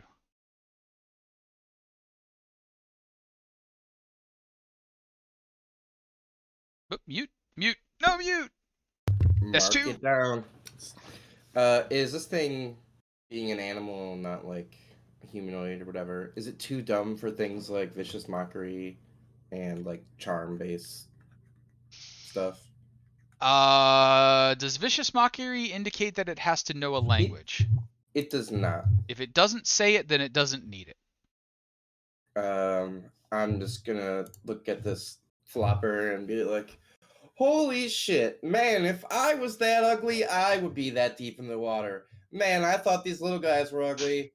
This guy is awful. And gonna cast my Vicious Mockery, which I have nothing to cast from here. It's a Wisdom 13. Wisdom saving throw 13. 3 is not better than a 13. What am I taking? You are taking 3 damage, and you are disadvantaged for your next attack. 3 damage and disadvantage marked. And then for my bonus action, I'm going to cast Healing Word on our dead friend Rue. Oh, Oh, you're gonna take the minimum 4 healing points.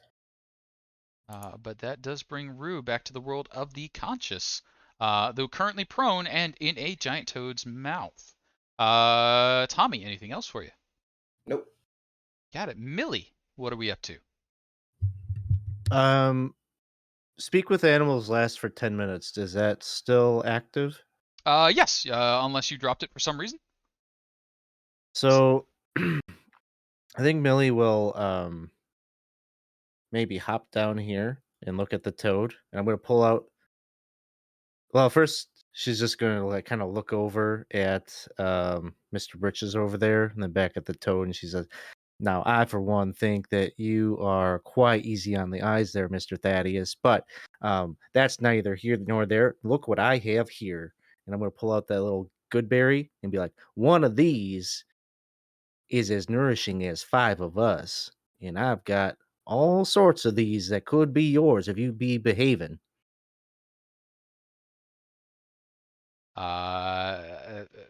Thaddeus Floppernowski Toad just gently sets down Rue for a moment and says, "It is uncouth to speak with one's mouth full. I will have this conversation after I'm done digesting." And ank back on Rue.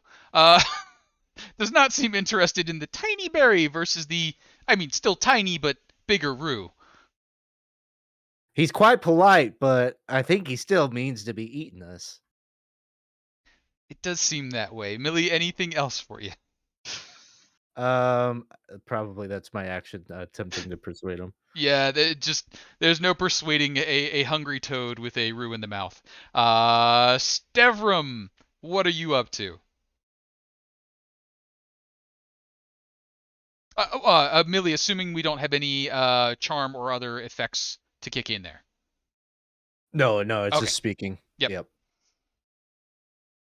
I step up out into the water.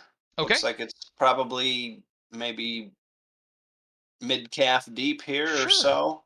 If you see that sort of green outline, the sort of green line echoing around, up till that point, it's about 2 to 2.5 feet deep. So you're going to be to the knee, to the thigh, maybe. Beyond the green line, it goes to 5 feet. Beyond the blue line, it goes deep. I basically just step up and attack with my sword. Certainly may. A 22 is a solid hit. Let's see. How do I do this? I hit the great sword button there to Yes, do please. damage. 8 looks good. 5 plus 1 plus 2. Thaddeus is still hanging on.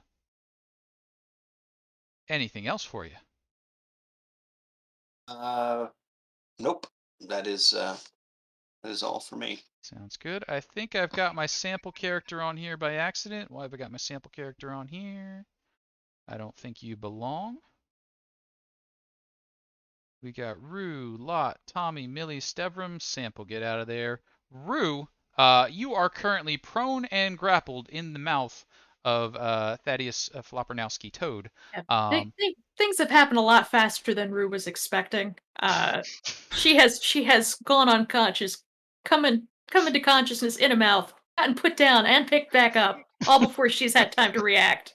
So she just grabs her mace and just, what the hell, and like smacks him upside the head. Sure. You will be at disadvantage because of the proneness. It wouldn't help you one way or the other, though, if that's a 9. Mr. Floppernowski Toad can handle that one. Rue, anything else? I don't believe I have any bonus actions to take, so. Because laying on hands is an action, right? Laying on hands would be an action. Okay, yeah. All right. With that, you are being grappled by the giant toad, who's going to make an attempt to swallow you. So the gullet puffs out. And can it swallow you? One bite attack against a medium or smaller that it is growing. Does this hit? Womp. A 14? No. A no. It That gets does caught on my not. shield. Excellent. And so, Lot Morlum, Mr. Toad has not managed to drag Rue off the rock and into the water. What are you up to? I'm going to fight her again. Certainly may.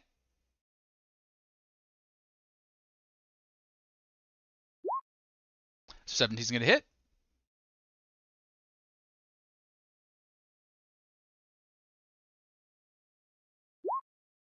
Seven points of damage. Hurts, but doesn't fell the beast. Anything else? I'm probably going to start moving closer to the party, but still trying to keep a bead on them, so I'll probably move over here. Sounds good. Tommy, what you up to? Um. So, Tommy is going to hide, and he's going to be like, "Oh, man, I can't do anything. God, I'm useless."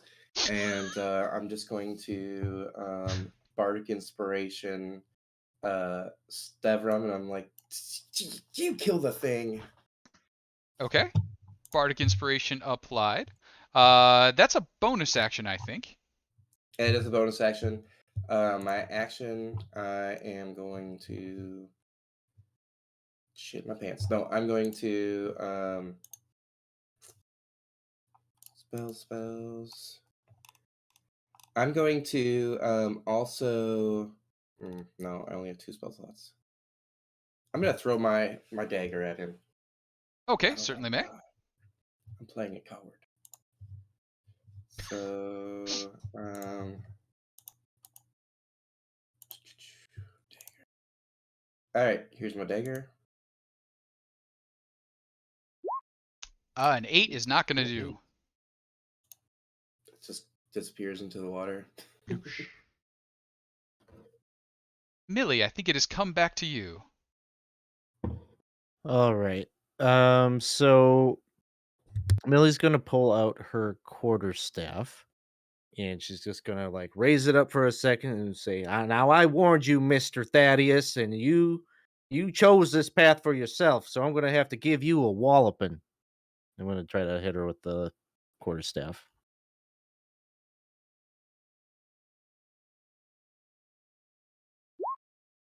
16 is a walloping. One or two-handed were you swinging? One-handed. One-handed. 3 points of damage there. Anything else for you?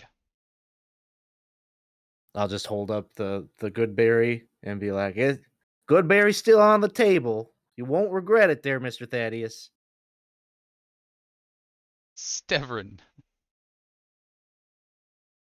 Oh, mute. Sorry. All right, mark it. Same as last time. Sure can. 23 is going to hit. Oh, Conserving that bardic inspiration for later. Oh, 11. Not quite done, but very close. Stevram, anything else?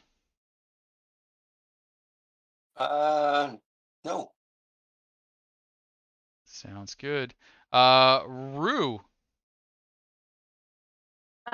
Daisy, does Rue have a sense that she could struggle her way out of this mouth somehow?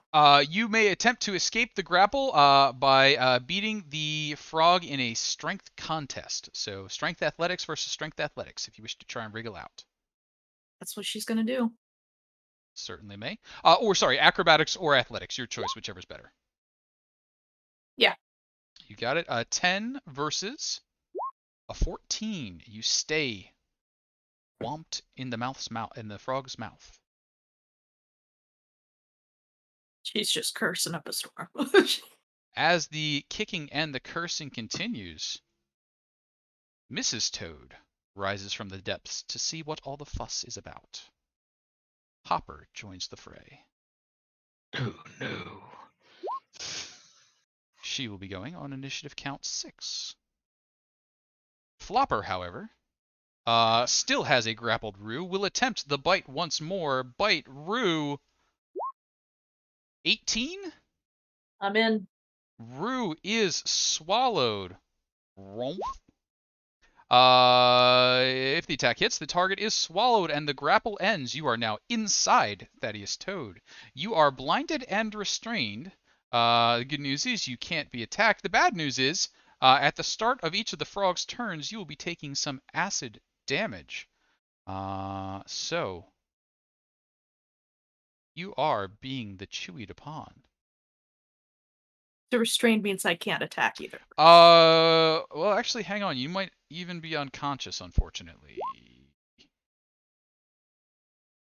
Nope. 2 points of piercing. So, yep, you are not unconscious. That's good.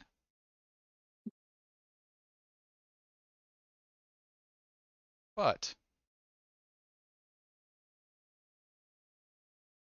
that will bring us around to Lot. Lot. Yes, Rue, you are blind and restrained. You can attack, but you are at disadvantage. Lot, what are you up to? I'm going to see if I can finish it off. I'm going to fire. Sure can. A 16 will hit.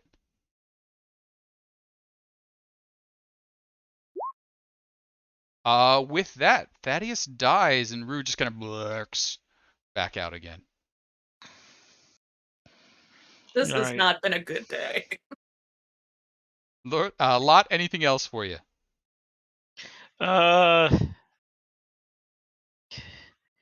Yes, I'm going to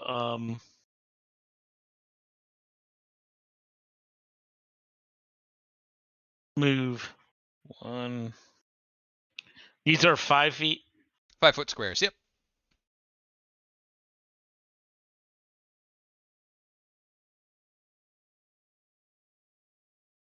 In front of Tommy. Got it. Tommy, as you get a little bit more defense, what are you up to? I'm gonna just climb up this rock here. I'm gonna be like, "Watch out, we got a mama frog," even though it's a toad.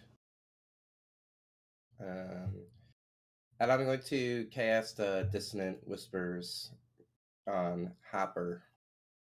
Oh, okay. Give me a cast on that when we get a moment. That is a wisdom check, correct? It is. Oh, I just rolled the damage. It's Sorry. Wisdom 13. Wisdom 13. Oh, 17. Strong Damn. wisdom. Is that half damage? It is half, so you take 6. Take 6. And now I'm just a guy with a rapier. Millie, back around to you. She just looks out across the pond and she's like, "Well, I'm sorry you had to see that, what happened there to old Thaddeus, but I needs to assume that you're just as frog-headed as him, so I'm real sorry about this, but Ice Knife." I'll cast Ice Knife. As you say frog-headed, like the frog that's down beside you looks up like, not cool. And let's Oh, see. you know it hurt her feelings. Still. Oh, a 9, though. I don't... I'll use one of the rerolls. You certainly may. Oh, that's right. We had rerolls. Sure do. I used to playing with that. Got it. 22 is a much better number. And that's going to do a total of 11 points of damage between the piercing and the cold, I believe. She can do I a dex save? There's for... the dex save. Oh, crushes it. Damn. So 2 and then 4 would give me 6.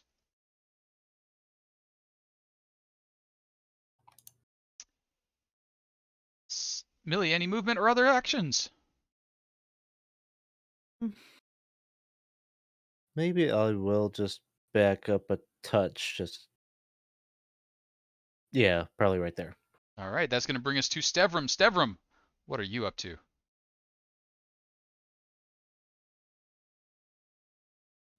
Okay, so Rue is still like prone, right? Rue is prone at the moment, so just kind of laying on top of that little rock right there, kicking out of Thaddeus's mouth. I am going to step over, grab her, Mhm. and with one arm, take her back and set her up, and pretty much just prepare for this thing to come.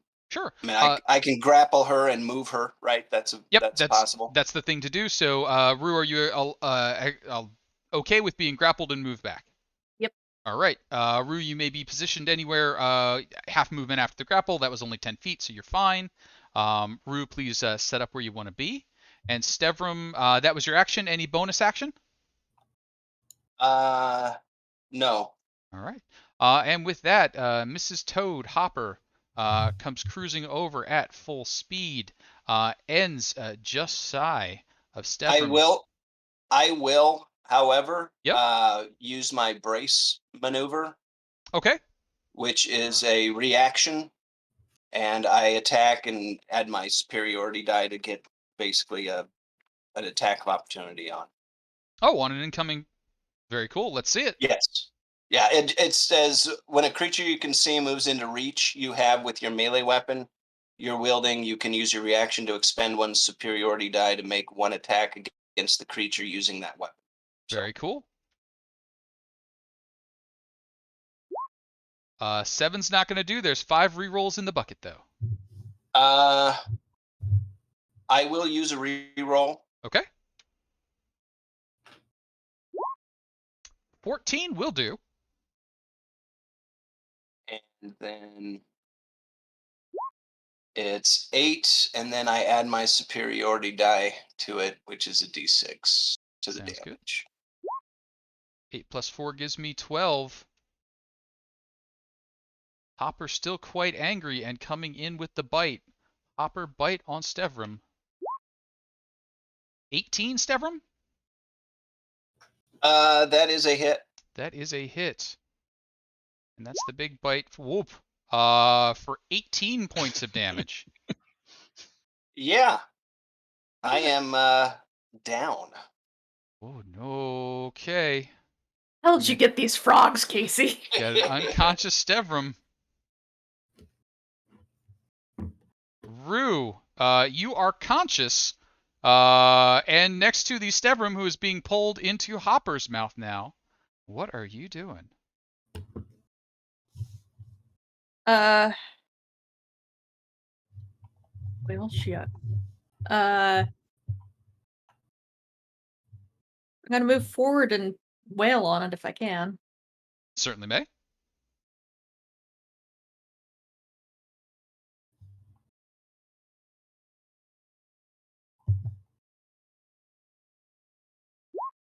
.23 is going to hit. 4 points is damage. Anything else?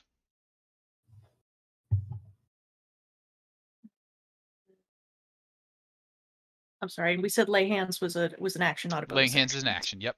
Okay, then I've got nothing else. All right. Lot, what are we up to? Let's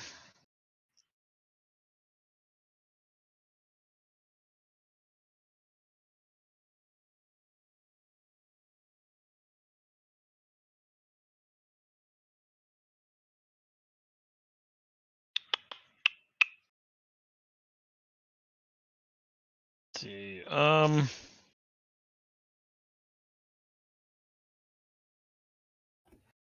gonna move over to here. Mhm. So I'm next to. I'm gonna fire off my crossbow. Sounds good.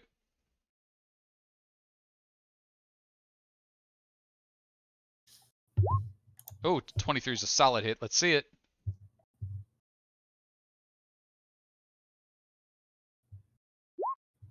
9 points of damage. We're in blinky red health bar, but we are not done yet. Lot, anything else? I'm gonna. Let me ask, Millie. Millie, are you distributing good berries every day, or? Yeah, I give 2 to each of you. All right, I start. as my free action, I start pulling out the good berry. You got it. That'll bring us round to Tommy. Tommy, what we doing? All right, I'm gonna have my rapier out, and I'm gonna start to run over here to fight Hopper, but I'm gonna get caught in my tracks and cast Vicious Mockery. Oh God, you're even uglier than the other one, and the other one is battered to death. Ouch.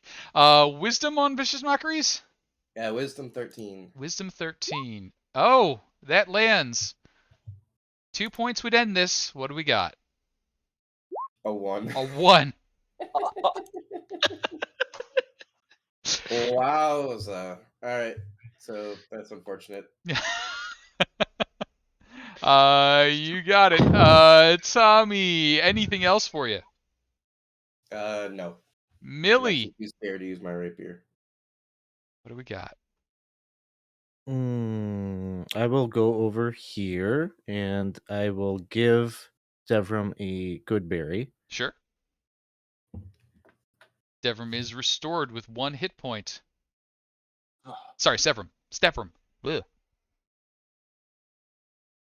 Millie, that's an action. Any bonus or additional movement? Yeah, I think just looking at something quick.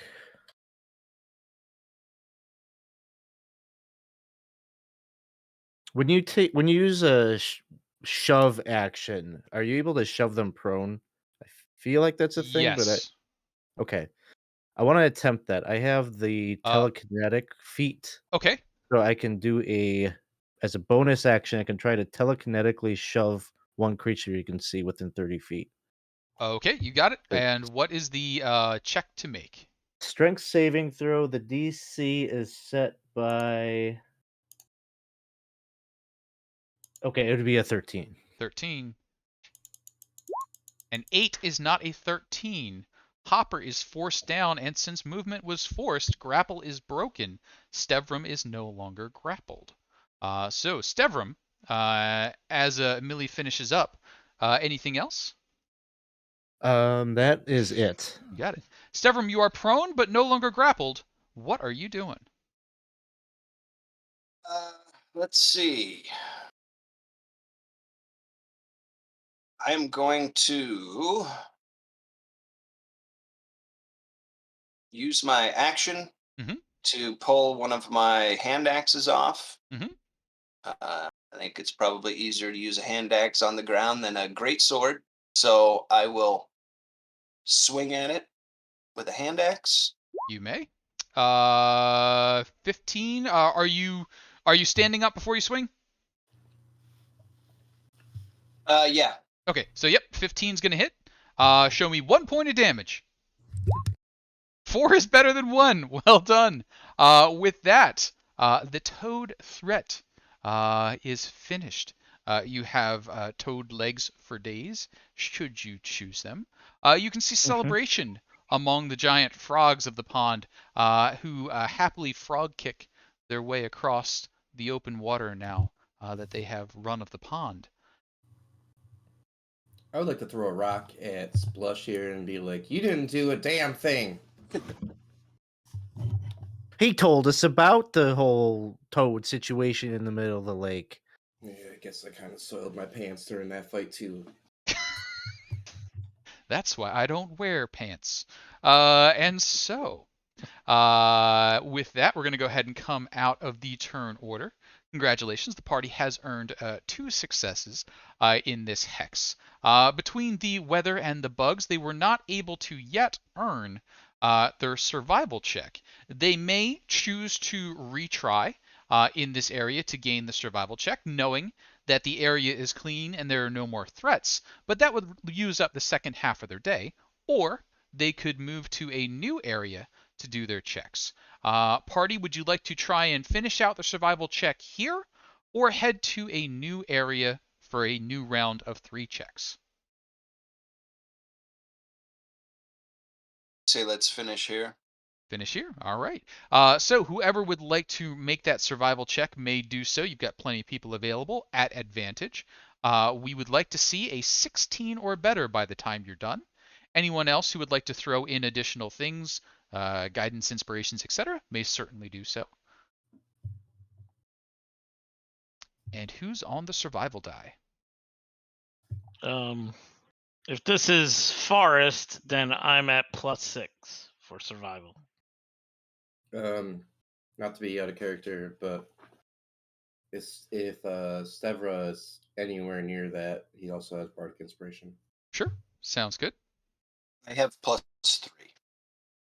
Yeah, I think you're our best bet. Mhm.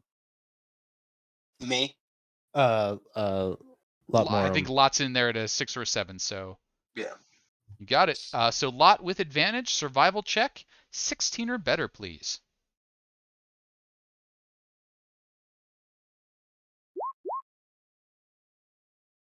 And then Want to that's use a reroll, maybe? there's Or- the okay. advantage, and it's already got the +2, so that is a 16. So that is the passing figure. Congratulations. On day 1, you have accomplished 3 successes. The party's going home with at least some gold. And from there, would you like to push your luck and perhaps gain a little exhaustion working a little late into the night, or is it settled down for camping time? You have 2 characters at 1 and 2 hit points apiece. Yeah. I think we Just should saying. take a sleep. I think it's camping time. Got it. Could I have somebody roll me a fateful D20? If I see a 1, you have problems before your short rest completes. If I see a 1, 2, or a 3, you have a problem before your long rest completes. If it's 4 or better, everything's fine. Who would like to roll that die?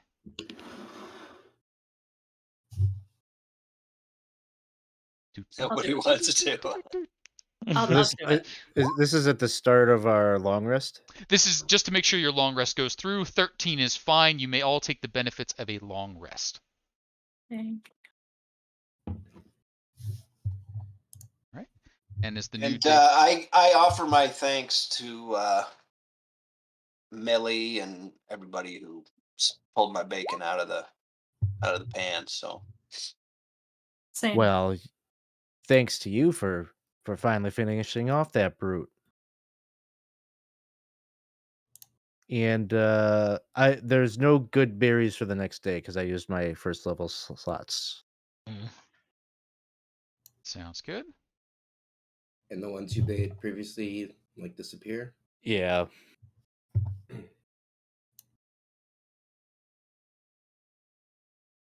That's okay. All right. The next day dawns. The weather is fairly good. The wind is nice. The animals seem reasonable.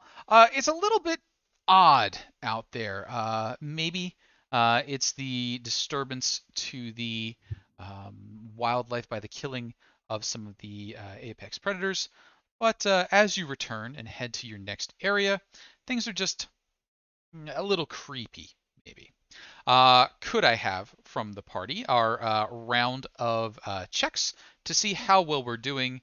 Who is volunteering for survival? I think that was Lot. Mm-hmm. Lot, could I get a fresh survival roll for you for day 2? Help with advantage. With advantage, you got it.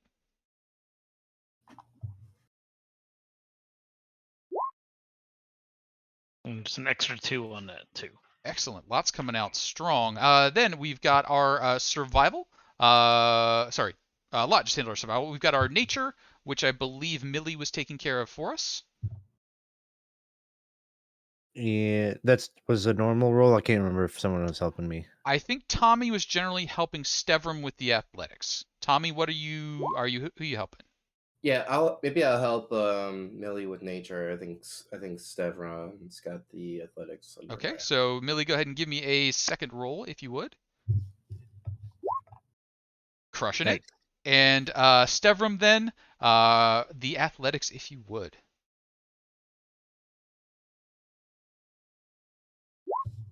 Oh no! Ooh, we do have some rerolls out there in chat if you would like to use one.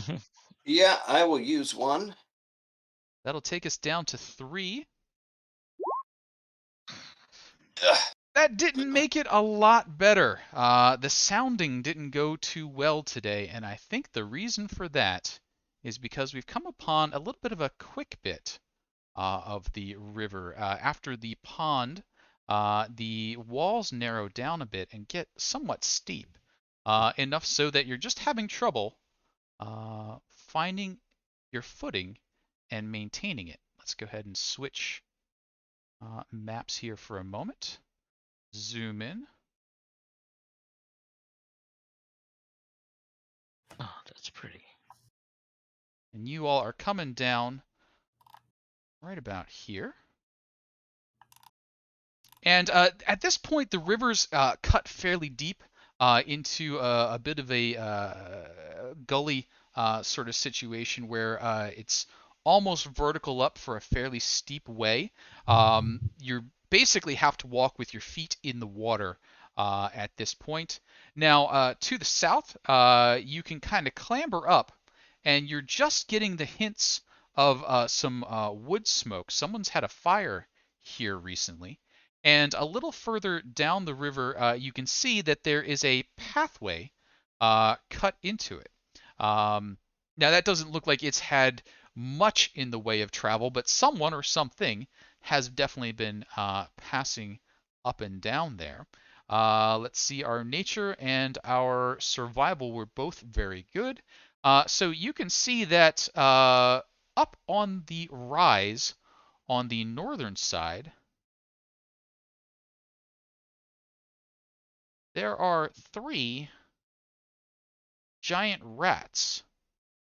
However, they're doing something a bit odd. They are currently, what are you doing there? You're not a real thing. They are currently chewing their way through pieces of wood and dragging it back to a den that's kind of carved in up there. Giant rats? You mean beavers? No, definitely giant rats. Ropey tails, not flat.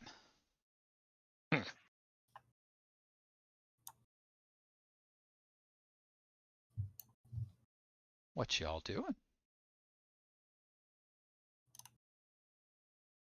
Well, Millie, what do you think about this group?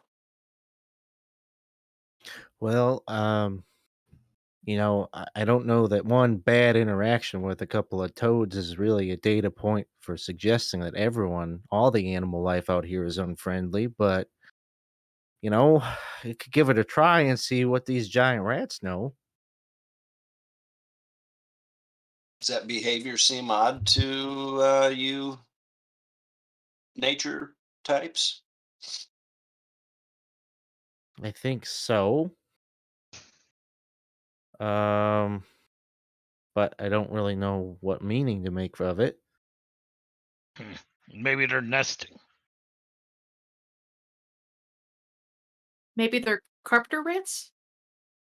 Carpenter rats? Sorry. Carpenter rats. Carpenter rats.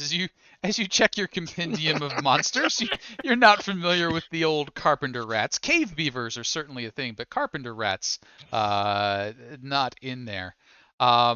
Perhaps insight and animal handling, perception, something to gain some more information on the situation from someone. I've got animal handling. I could try the insight method. Sure. So, Millie, this is definitely not normal behavior for giant rats. Uh, they're working as if they're being instructed. So either they've been trained or are being controlled at this point. Rue, I don't know, I've maybe, only seen rats in the city. I don't know what this is. yeah. Country rats.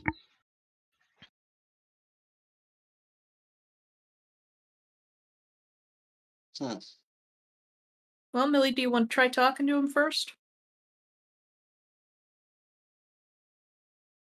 Yeah, I'll give that a try, and I'll cast animal friendship and then cross. Is it possible to get down into the water and then climb back up on the other side? Sure. It's just going to take you a strength athletics 10 or less would end up sending you downriver a little ways. All right. Not my strongest suit, but we'll give it a try. Oh, 16. You managed to keep your footing on the rocks, doing a little better than Stebrum did, actually. But you make it over.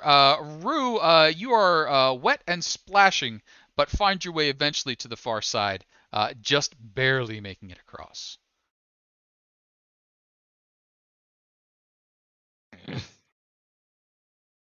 Um, Hello there, Mr. Rats. It seems you got a little project going there. This is our place. You don't belong here. Go away.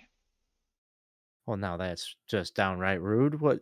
I'm just curious about what y'all's doing over here. I mean, we're building our place. Go away. Well, can I lend you a hand? I've got some able-bodied friends over there that might be able to We've help you out moved with out what here you're to the doing. country to get away from you folk. Oh, where y'all's from? Well, most recently of Bonk. Oh, you city rats. Well, I am. Well, how about your friends? They're locals. Oh. Well, now, is it just the three of you, or are there others? I mean, it's the three of us and others. And others, are they building homes too? Are you gonna have a little rat community right here by the water? Maybe someday. It's more just a kind of a homestead for myself and, to make my friends comfortable. Oh, all right. Well, carry on then. Um, they say they're just making a home for themselves. And Millie, as you kind of come back to report on that, Rue, you've kind of scrambled up onto the bank there, and you can see that there's basically a fair-sized hole sort of dug in, and it's sort of kind of being lined with wood and pieces. Like it's not a human construction, but it's definitely a weirdly reinforced tunnel.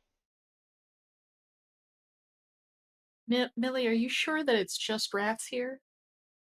They said others in a really vague, undefined sort of way. So, Hmm.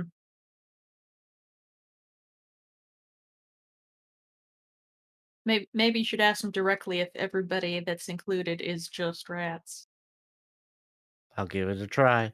Hey, yo, Mr. Rat there. Is it just rats, or do you have like other friends? You have a diverse group of friends?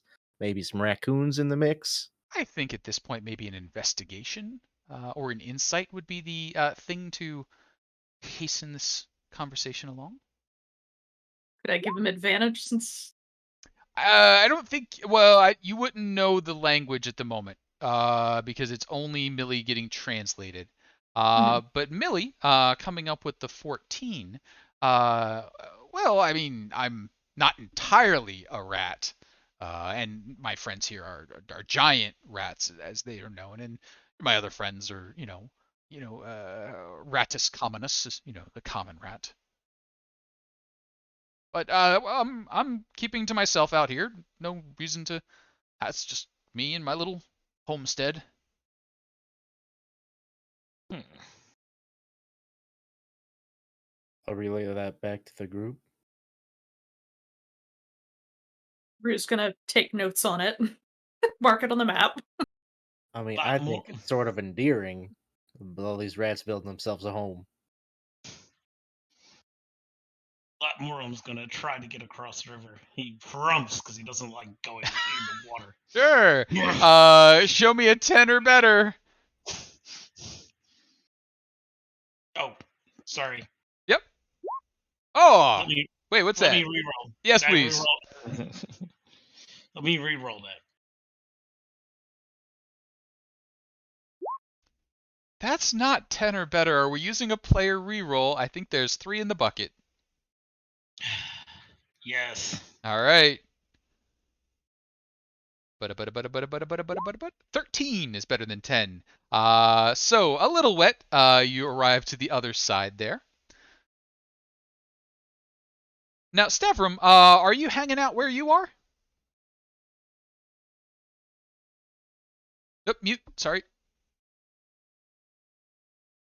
Yeah, I mean, at this point, I was not crossing. Just gonna wait for Tommy to see what he's gonna do. Sure. So And Indigo Chameleon, Indigo Chameleon, thanks for the raid. Welcome to 20 Sides.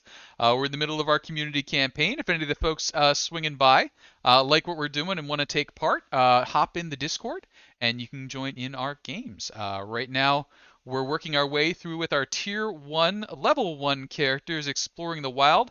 I've had some unconscious so far, but no deaths yet. I'm working on that.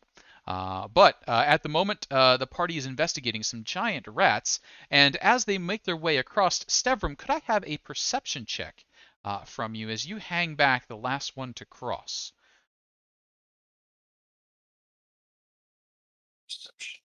Yes, please. Oh, that is a 16. Stevram, you notice that behind you there is a little it's not quite a campsite. It's just basically a small ring of stones where there's a place where a fire has been in the past, and that's where that wood smoke smell is coming from. There's a log that someone could probably sit on, but moving about over there is a great number of rats. As the party kind of crosses to the other side, they seem to be getting back about their day, moving from place to place, chittering amongst themselves. They're not coming out after you, but there's more than a few just a bit behind you.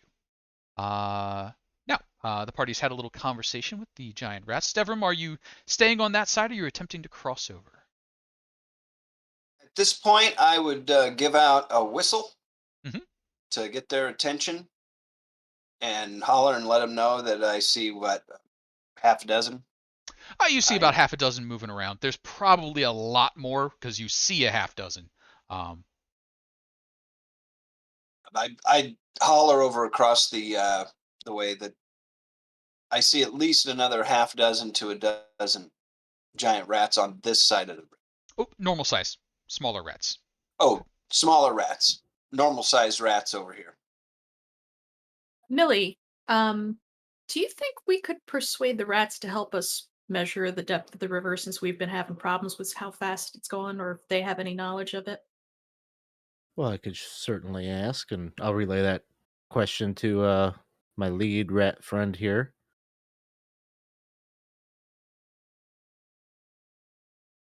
Why are you measuring the river? The lead rat asks. Well, and I was thinking I should probably mention that this is, you know, there's a road that some folks, some wizardly folks, are planning to build through this area. What? And you just hear squeak. I moved all the way out here to get away from this nonsense. I know the gentrification out here by this river is about to go through the roof. I'm real sorry about that. But, it seems like you're kind of in the early goings of your project there, so, you might be able to adapt now that you know this information. I don't know if you've considered it, but we rats have fairly short legs, and it's a long way to go to find a premium spot alongst the water. How far are they making this road go? Well, and she'll explain all that. Yep. No. This is a very weirdly educated rat you're picking up. This isn't okay for a rat to know this much.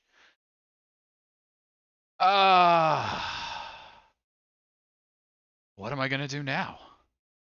Well, maybe I can help you find a new spot there, Mr. Rat. I mean, if you would, that would be fantastic.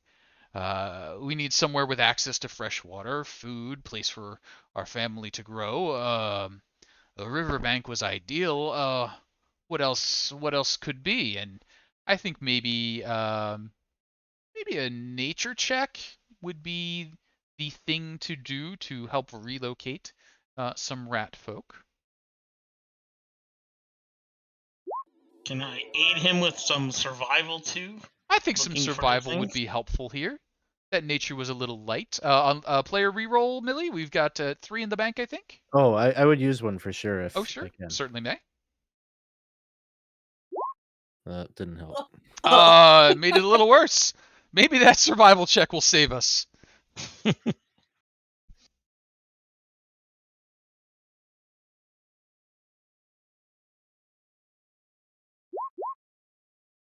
13. Do you want to? Sorry, 15. Do you want to stand on it, or do you want to use up one of the last 2 player rerolls?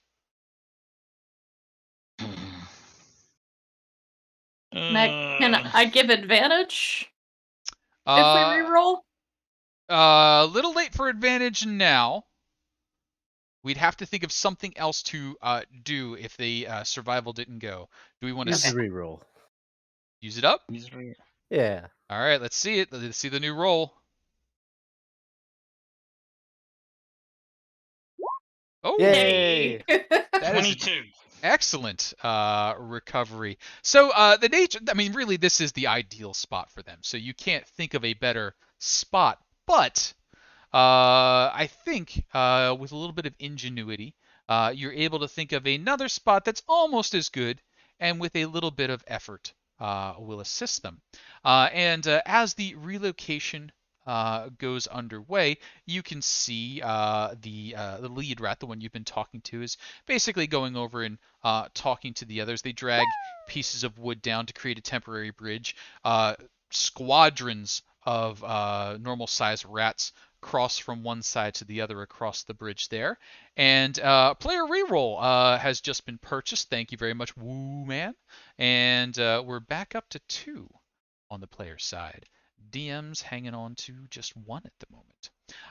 But Hey, Casey, yeah, while this is going on, I do want to investigate the campsite. You sure. said that there was, I mean, I just want to get a beat on how many people maybe were there. You said that the fire was still warm or still smoking and Still stuff. smoking. Sure, give me a quick investigation there.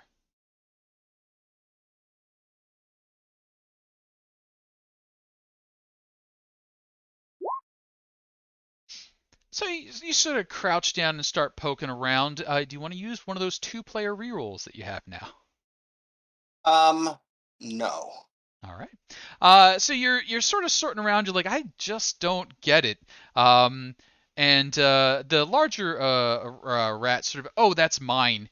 He says in common, as he sort of takes on a humanoid appearance and reaches down and then takes that and then starts to move away, taking on a were-rat form.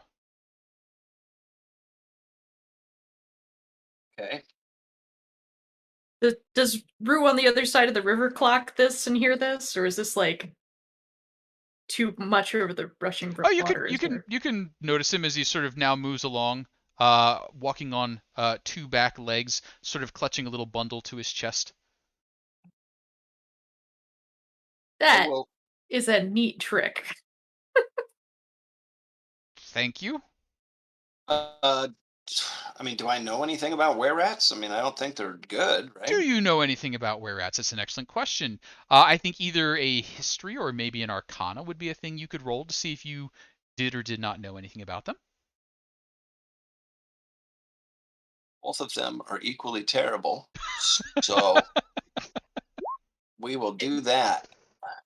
I mean, you know that the were prefix is basically generally considered to be a bad thing. You're familiar that in the Gnarley Forest, some things that are generally considered to be bad are kind of okay. You know of, I mean, the swan mays are were geese. The were bears are, considered to be at least kind of okay. Were rats, it's just not in your, werewolves are bad. Were Right. rats, I mean, maybe. I think Millie might ask him, now seeing that he's a lycanthrope, if he knows the druid Dar. And she'll explain he's a werewolf sometimes. I mean, all were creatures are what they are sometimes. That doesn't really narrow it down. But no, I had just moved out here. I'm still getting settled in. Get a little bundle under his arm.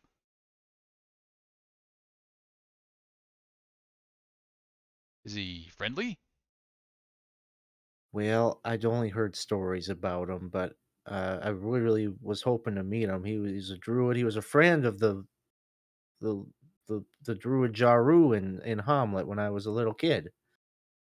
I don't know any of these people. I really just, I mean, Bonk was a bit much, and so I moved out here trying to live a, simple life, and it seems like civilization's chasing me. But with your help, it sounds like maybe we could relocate a little further inland. You know, there's other tributaries and rivers.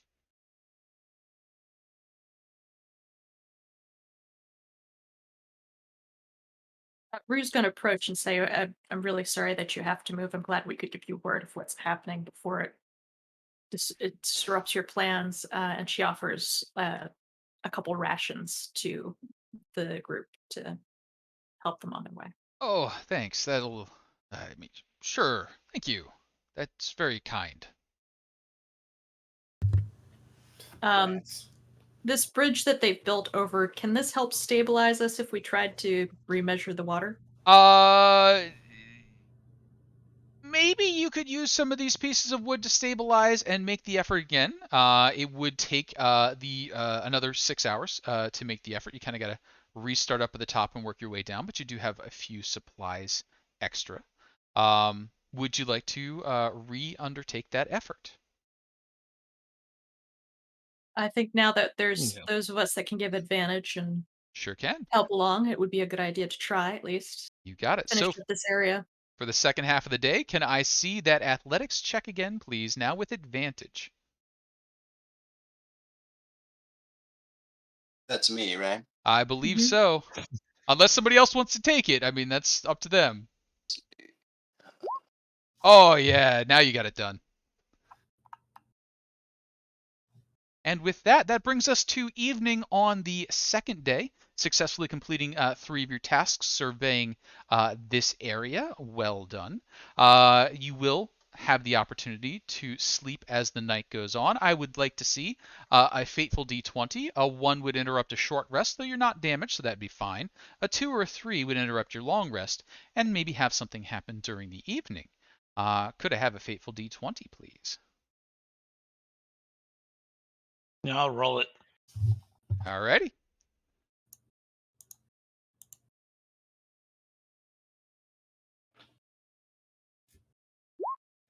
A 10. Excellent. The day passes and the third day dawns. At the end of this day, you are expected to return back to the Adamantine Tower that is making its way along, flattening the road.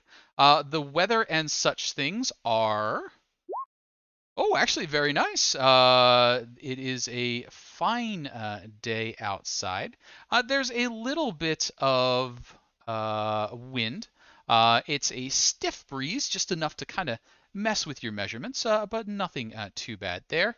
And there is still a bit of creepiness in the air. Millie has passed out good berries today, so everybody has 2 healing good berries available. And for the first spot of your checks today, could I have the survival, nature, and athletics checks? Whoever would like to roll each and call out the advantages if necessary. Survival first. I can Yeah. do a. I don't think I've helped Tux yet, so I'm gonna give Tux a bardic inspiration. You got it. Well, I was gonna ask, since this is in forest and I Mhm. have natural explorer, I get advantage anyway, don't I? Or no, Secret. my proficiency is just bonus. Yeah, double bonus. Yep. Mhm. Okay. Oh, so maybe I shouldn't give this to you? No. Okay. We never know. So let's see that survival roll.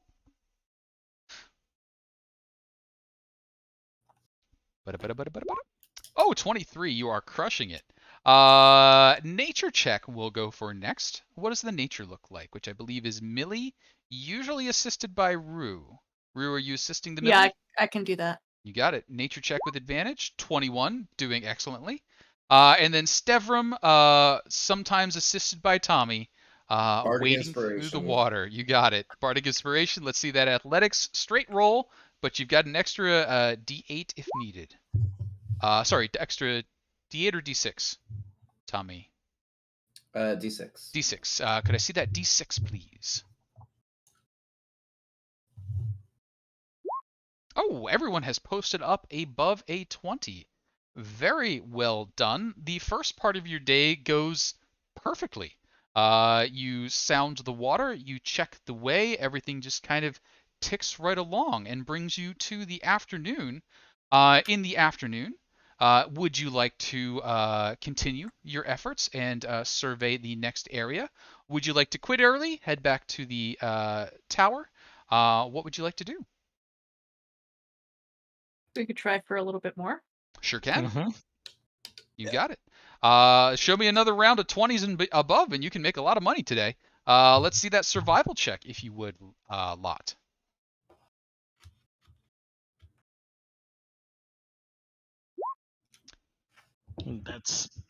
That'll be a 19 because it's +2 on that. That is a 19. It's not above a 20, but it's still really good.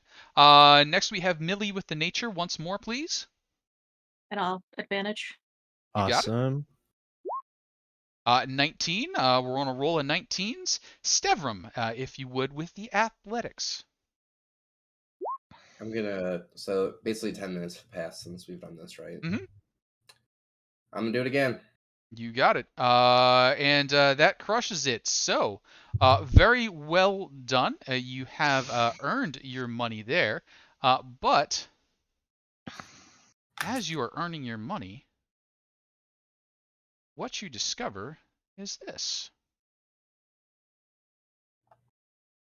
Going to shift maps here for a moment. We're going to drop the characters in. The area that you are surveying at the moment is where another tributary comes into the run. It looks as though a landslide or other disturbance has affected the area within the last 3 or 4 days. You know what? It's probably even more recent. It's probably from that heavy rainstorm caused a bit of a slide. Trees have been toppled over. The ground is all just mud and loose and muck. But you've done your job. You've secured the land. You've noticed a couple of things. First, some of those very teethy fish are about. Being in the water can get you nibbled on. So you were very cautious. You made sure you had leg protection on and only stood in the water for as long as possible. The other thing that you've noticed is this area to the south here, right around this area, is very clay mud or dirt, but it's almost baked and hardened. It's cracked on the top and brittle looking. You haven't stepped over there because it's very, very suspicious. You kind of worked around it, but now it's come to the end of the day, and I need to, hear a decision. Are you going to investigate that sort of baked earth area? Or is that something to leave be? You've surveyed enough. No one can contest that you don't have the information. But that's a little strange. I think we'll check it out. Mm-hmm. Because they would want to know about this strange. So it doesn't look like it's a naturally forming. Doesn't look like it's a naturally forming thing. So how about, since we're going to go ahead and take a look at it, let's start off with a perception from whoever is going to be the nearest to it. Who's going to poke it with a stick? I'm not the wisdom guy. I'd maybe try casting mold earth on it and see like if I'm manipulating earth, like what gets lifted up when I attempt to do that on that clay. Sure. So you cast the mold earth, and you're able to shove it the 5 feet. It is clay and earth, but it's almost baked, and it doesn't come up the way you would have expected it to. Like you normally get a fairly clean, chunk. This time it came up like a fragmented section. That was the only piece that happened to be loose. The rest is kind of baked into the rest of it. You can see bits crumbling and falling off. It's almost kiln fired. Can I like pull it over and like kind of manipulate Sure. over Yep. Yep. to? Dook, dook, dook, dook. You end up with a chunk of earth. How about an investigation on that chunk? I'll give you advantage. I'll help investigate it with you. Ooh, I might need that. Not a good one for me. Oh, 15's pretty good. The thing that you notice is on most of the sides of it, it looks like if a clay bank had been left out in the sun and it had really dried out and kind of broken off, that's what you would expect. But on one side, there's kind of a hollow, a half circle into it. Maybe about a foot across, you would guess the whole circle was. This is only a piece of it. So something has put a hole in the dirt.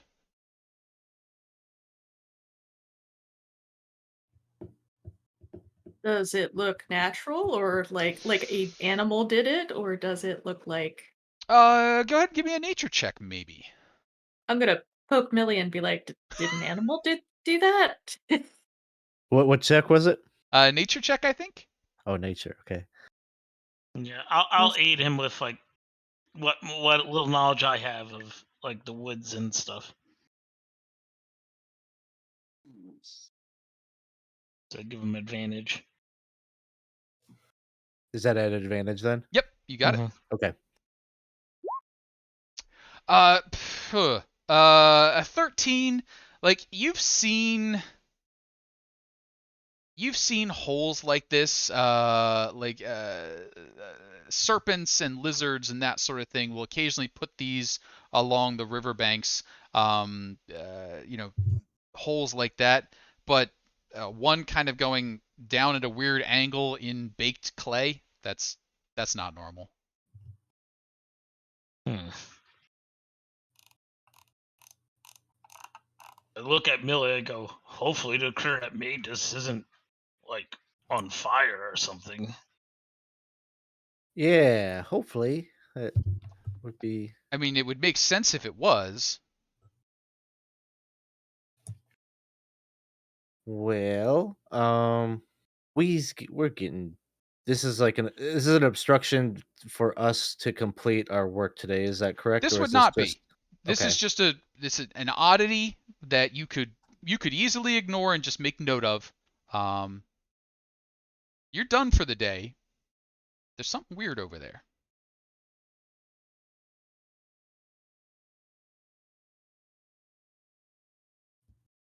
If we would like to investigate further, Rue is okay to do that. But she's already marking it down in the notes and. I go, what do you think, Millie? Well, Fire creatures could be pretty dangerous. they could be. Can we look around to see if we can see evidence of like charring or burning on any of like the wood, the downed trees or anything like that around here? Sure. Go ahead and give me. I don't think I ever saw that perception check. Go ahead and give me a perception check.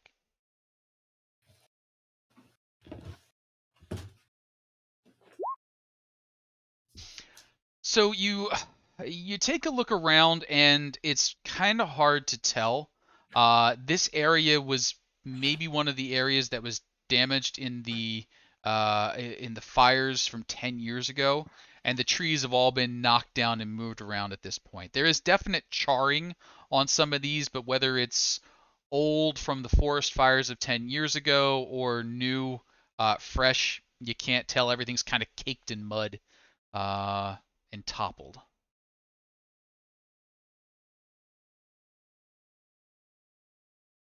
And everywhere else is somewhat soggy. Everywhere else is like this. The area you're standing on, you're sinking in 4 inches and kind of having to keep shuffling your feet to keep from going down. But that area over there is baked, and it's this kind of whole area in between these streams that are cutting through. Well, my opinion is we being paid necessarily to remove the problem. We're just here to document it. But I do have sort of a natural curiosity about it. But I'm sort of on the fence as to which way we should go on this.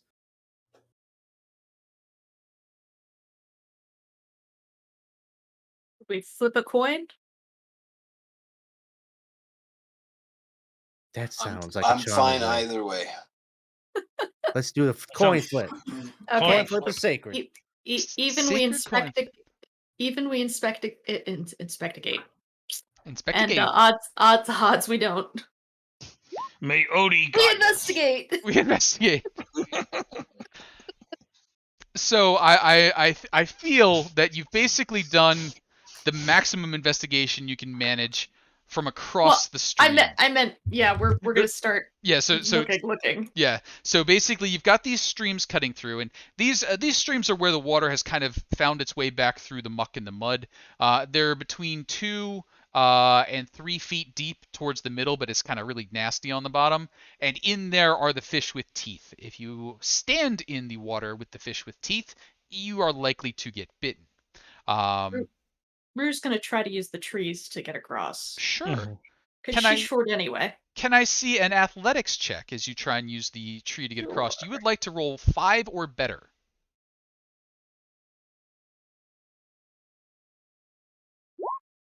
An 11 is much better than a 5. Using the tree branches, you hop across, and you're able to kind of settle in on that big stone over there. I'm going over too. Sure, could I see an athletics 5 or better? 21 is much better than 5. You're not even damp. Millie crosses with ease.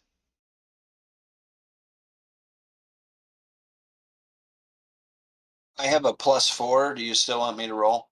Oh, you're fine. Yeah, you could just step across. That's just a long step for you. Okay.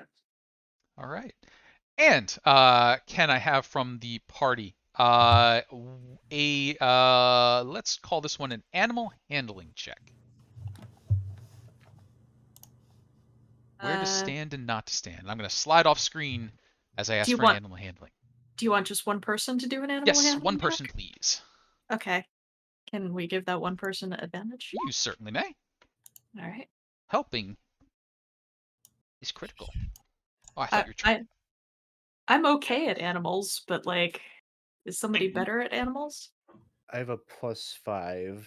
Then you should do it with advantage. Do that one. And I'll Okay. help you because I'm skilled in animal handling too. So I'll help you. Millie has been clutch this whole trip. Oh, absolutely crushing it.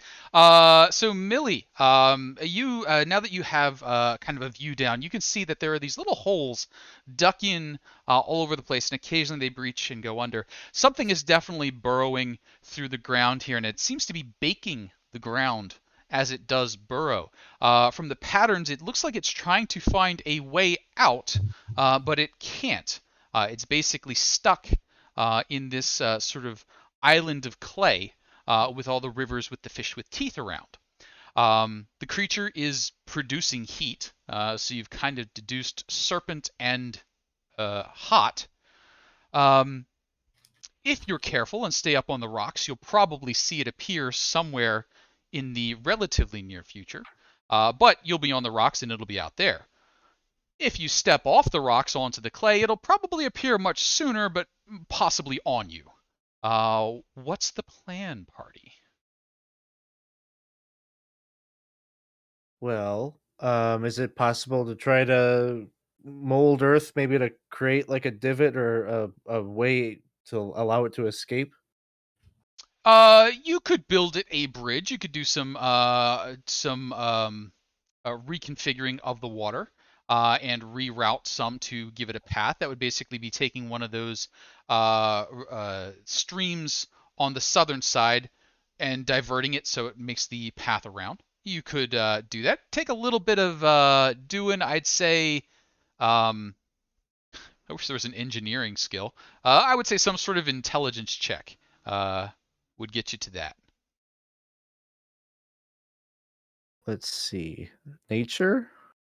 Yeah, let's go nature. Let's go nature. A 19. You managed to divert the flow without causing it to flood across and basically flood out the area and into the tunnels. As you do so, you can see that the ground in that area that you've now cleared starts to crust over as whatever's under there circles closer and closer and closer. And then finally, it looks like it's about to leave. Whatever it is doesn't seem like it's going to be surfacing now that it's found a way out. Or is everybody okay with that? I really want to see what it is.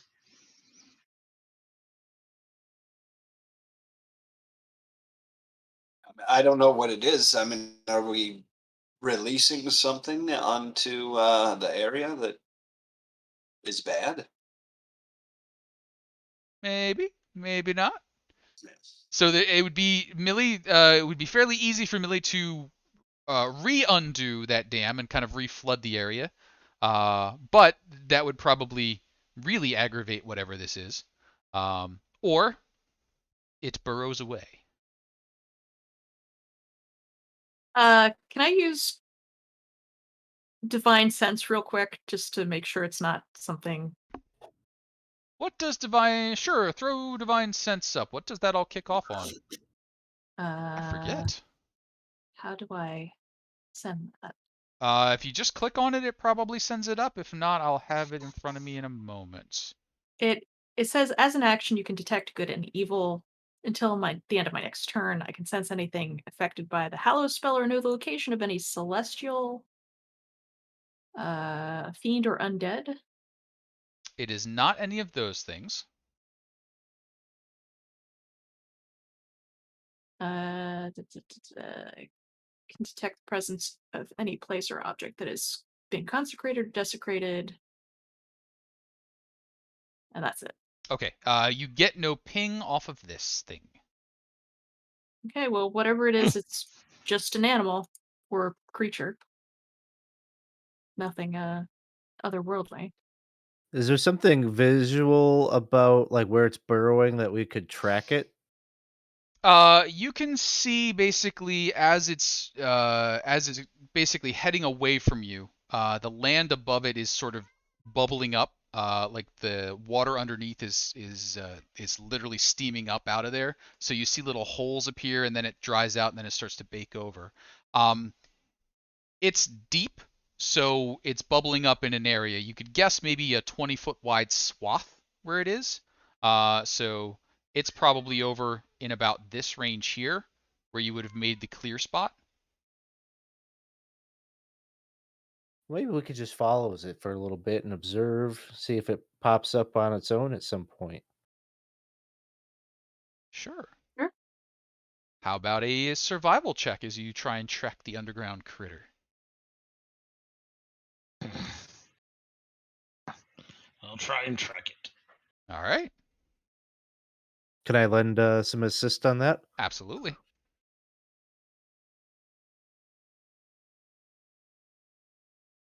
It's my understanding that there were elementals and things that were released here Oh, a number of years ago. and Well, that- Lot is real good at their job.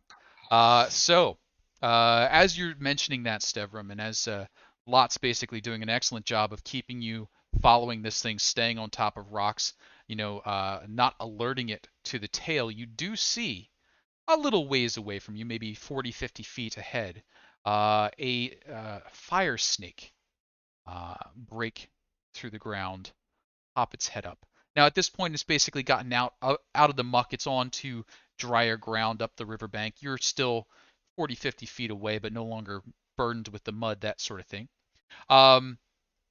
It looks as though it's making its way through and angling to head back off to the north. So it looks as though it wants to cross the river and then go back to the north and west.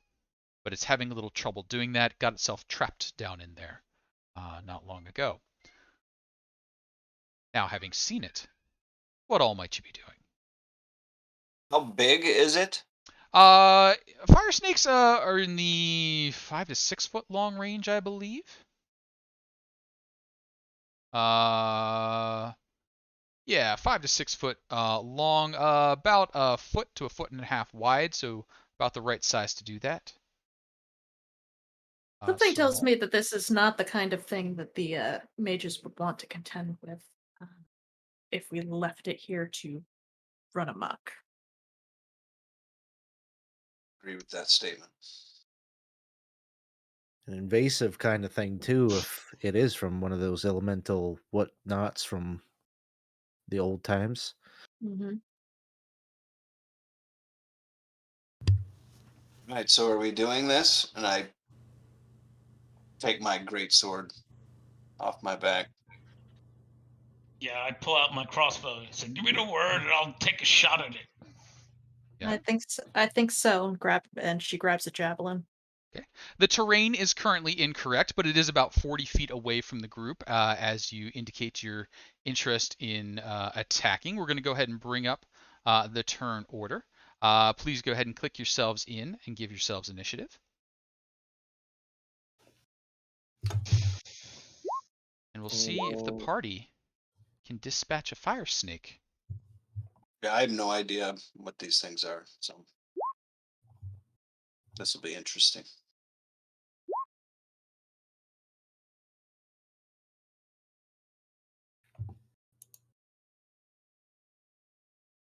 It's a thing that should not be here.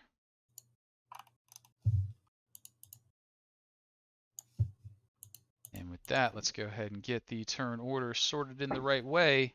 Uh-oh, what did I do? I doubled up a lot somehow. What did I do to lot? When I zoomed in on the fire snake, it looks more sneaky. But when I zoom out, it just looks like an angry chicken.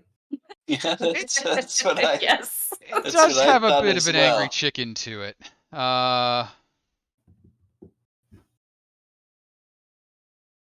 But it's got a bit of a roostery face, a lot of flame action going on back here. But I believe Lot, you are leading us off with a 16 and Tommy tied. So either of you may go first, your choice. Who would like to take the first thing? But it's a higher dex. My dex is. Where's my dex? Why can't I learn how this works? 16. Yeah, you go first. All right, Tommy's up. Tommy, what are we doing? Tommy, he's gonna pull out his rapier and he's gonna cast heroism. I can't say that word. Ooh, He's gonna cast it on Stevram, his personal bodyguard, whether he knows it or not. sounds good. Anything else for you, Tommy? No, Does it that's pay well? different. It's literally cowardice. You got it. Lot, as Tommy's cowardice pays dividends, what are we doing? I'm gonna take a pot shot at it. All right. Why not?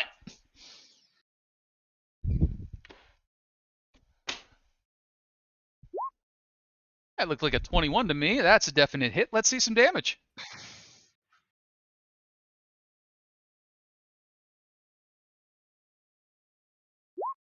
Eight points of damage. It strikes the beastie. As it does, it looks as though your weapon is having a little trouble dealing with the heat. Not as much damage as you might expect. And that arrow is charred. Lot, anything else? No, I'll see if there's a rock by me, and I'll get up on top of it. You got it. Millie, what are we up to? Well, shoot, I knew there was a reason I learned this spell. I'm going to cast Ice Knife on it. Oh, Peace. 20 is a good shot. Let's see that dex saving throw. It does pass the dex saving throw, but it really doesn't like the cold and will take a total of 10 points of damage anyway. Millie, anything else? How far away from us is it? About 40 feet away from you. Okay. No, I think that's all I'll do. You got it. Stevram. Huh. Stevram moves up around here in front of everybody, and let's see. What's that want? It just prepares for this thing to charge. It'll move up here. And what was Certainly. this spell again? Ice knife?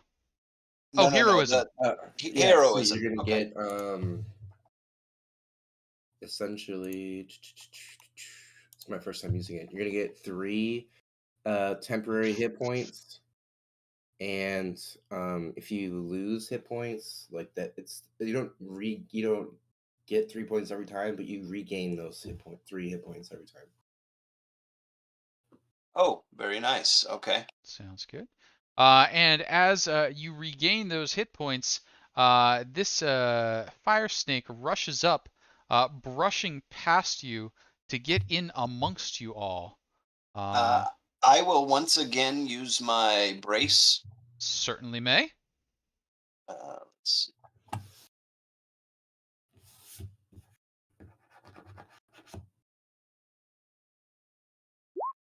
19's a solid hit.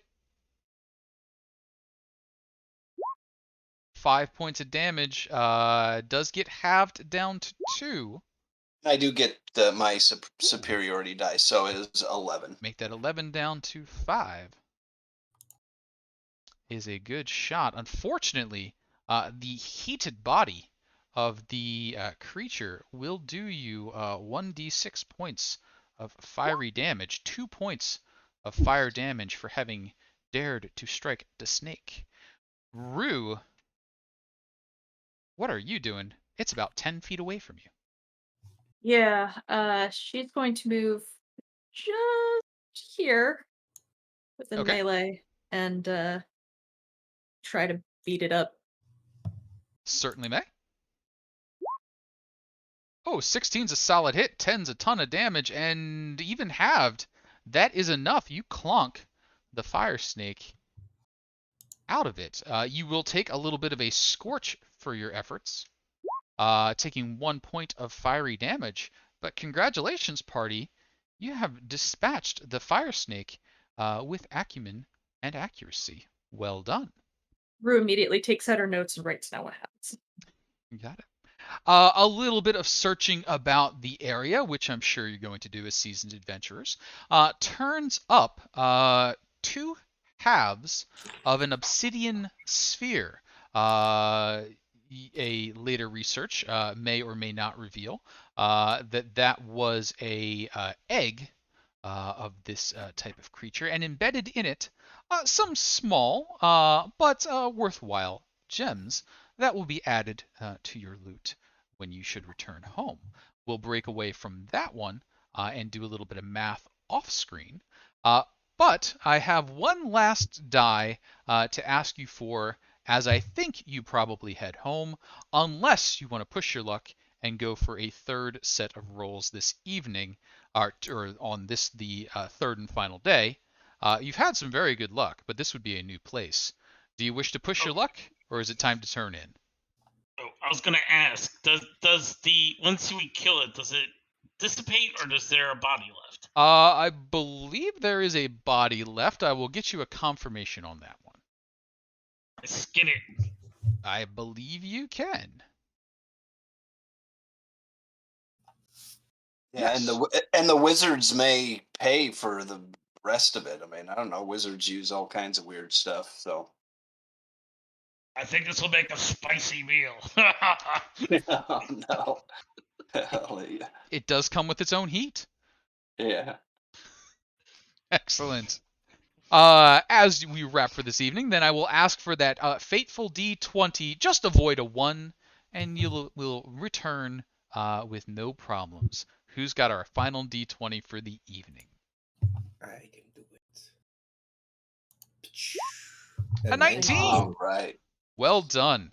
And with that, you make your way back to the Matricular Deep. At the Deep, Kira once again comes to greet you.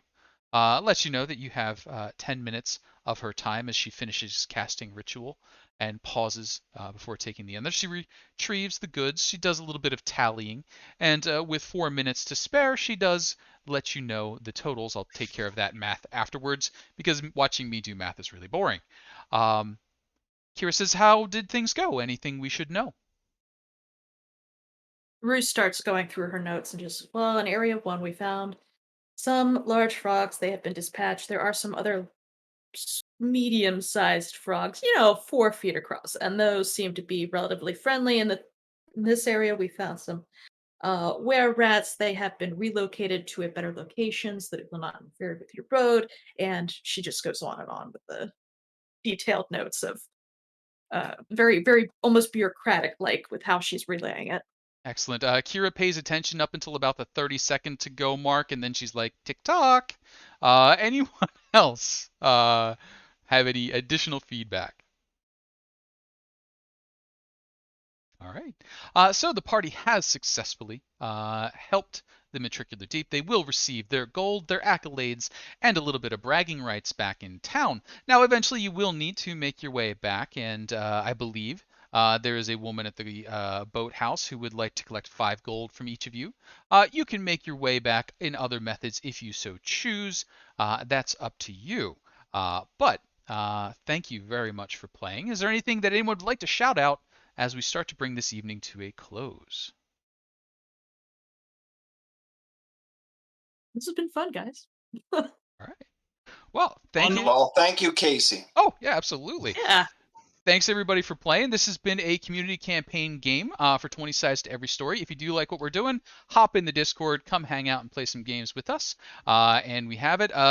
Woo Man, thanks for the shout outs. Tommy, I hope you saw how much love you're getting from the chat out there. Oh, thank you guys. And we will be back. I believe there's a game coming up on Monday. And throughout the week, Alex, are we every night of the week at this point? Well, this coming week we are. We'll do. We're doing I guess like an art gallery kind of thing tomorrow night. Oh, very cool.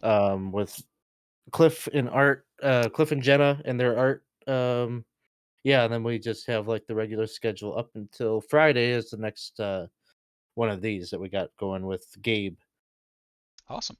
And new community campaign opportunities will be posting up in the Quest area. If you hop in the Discord, you can check all that out.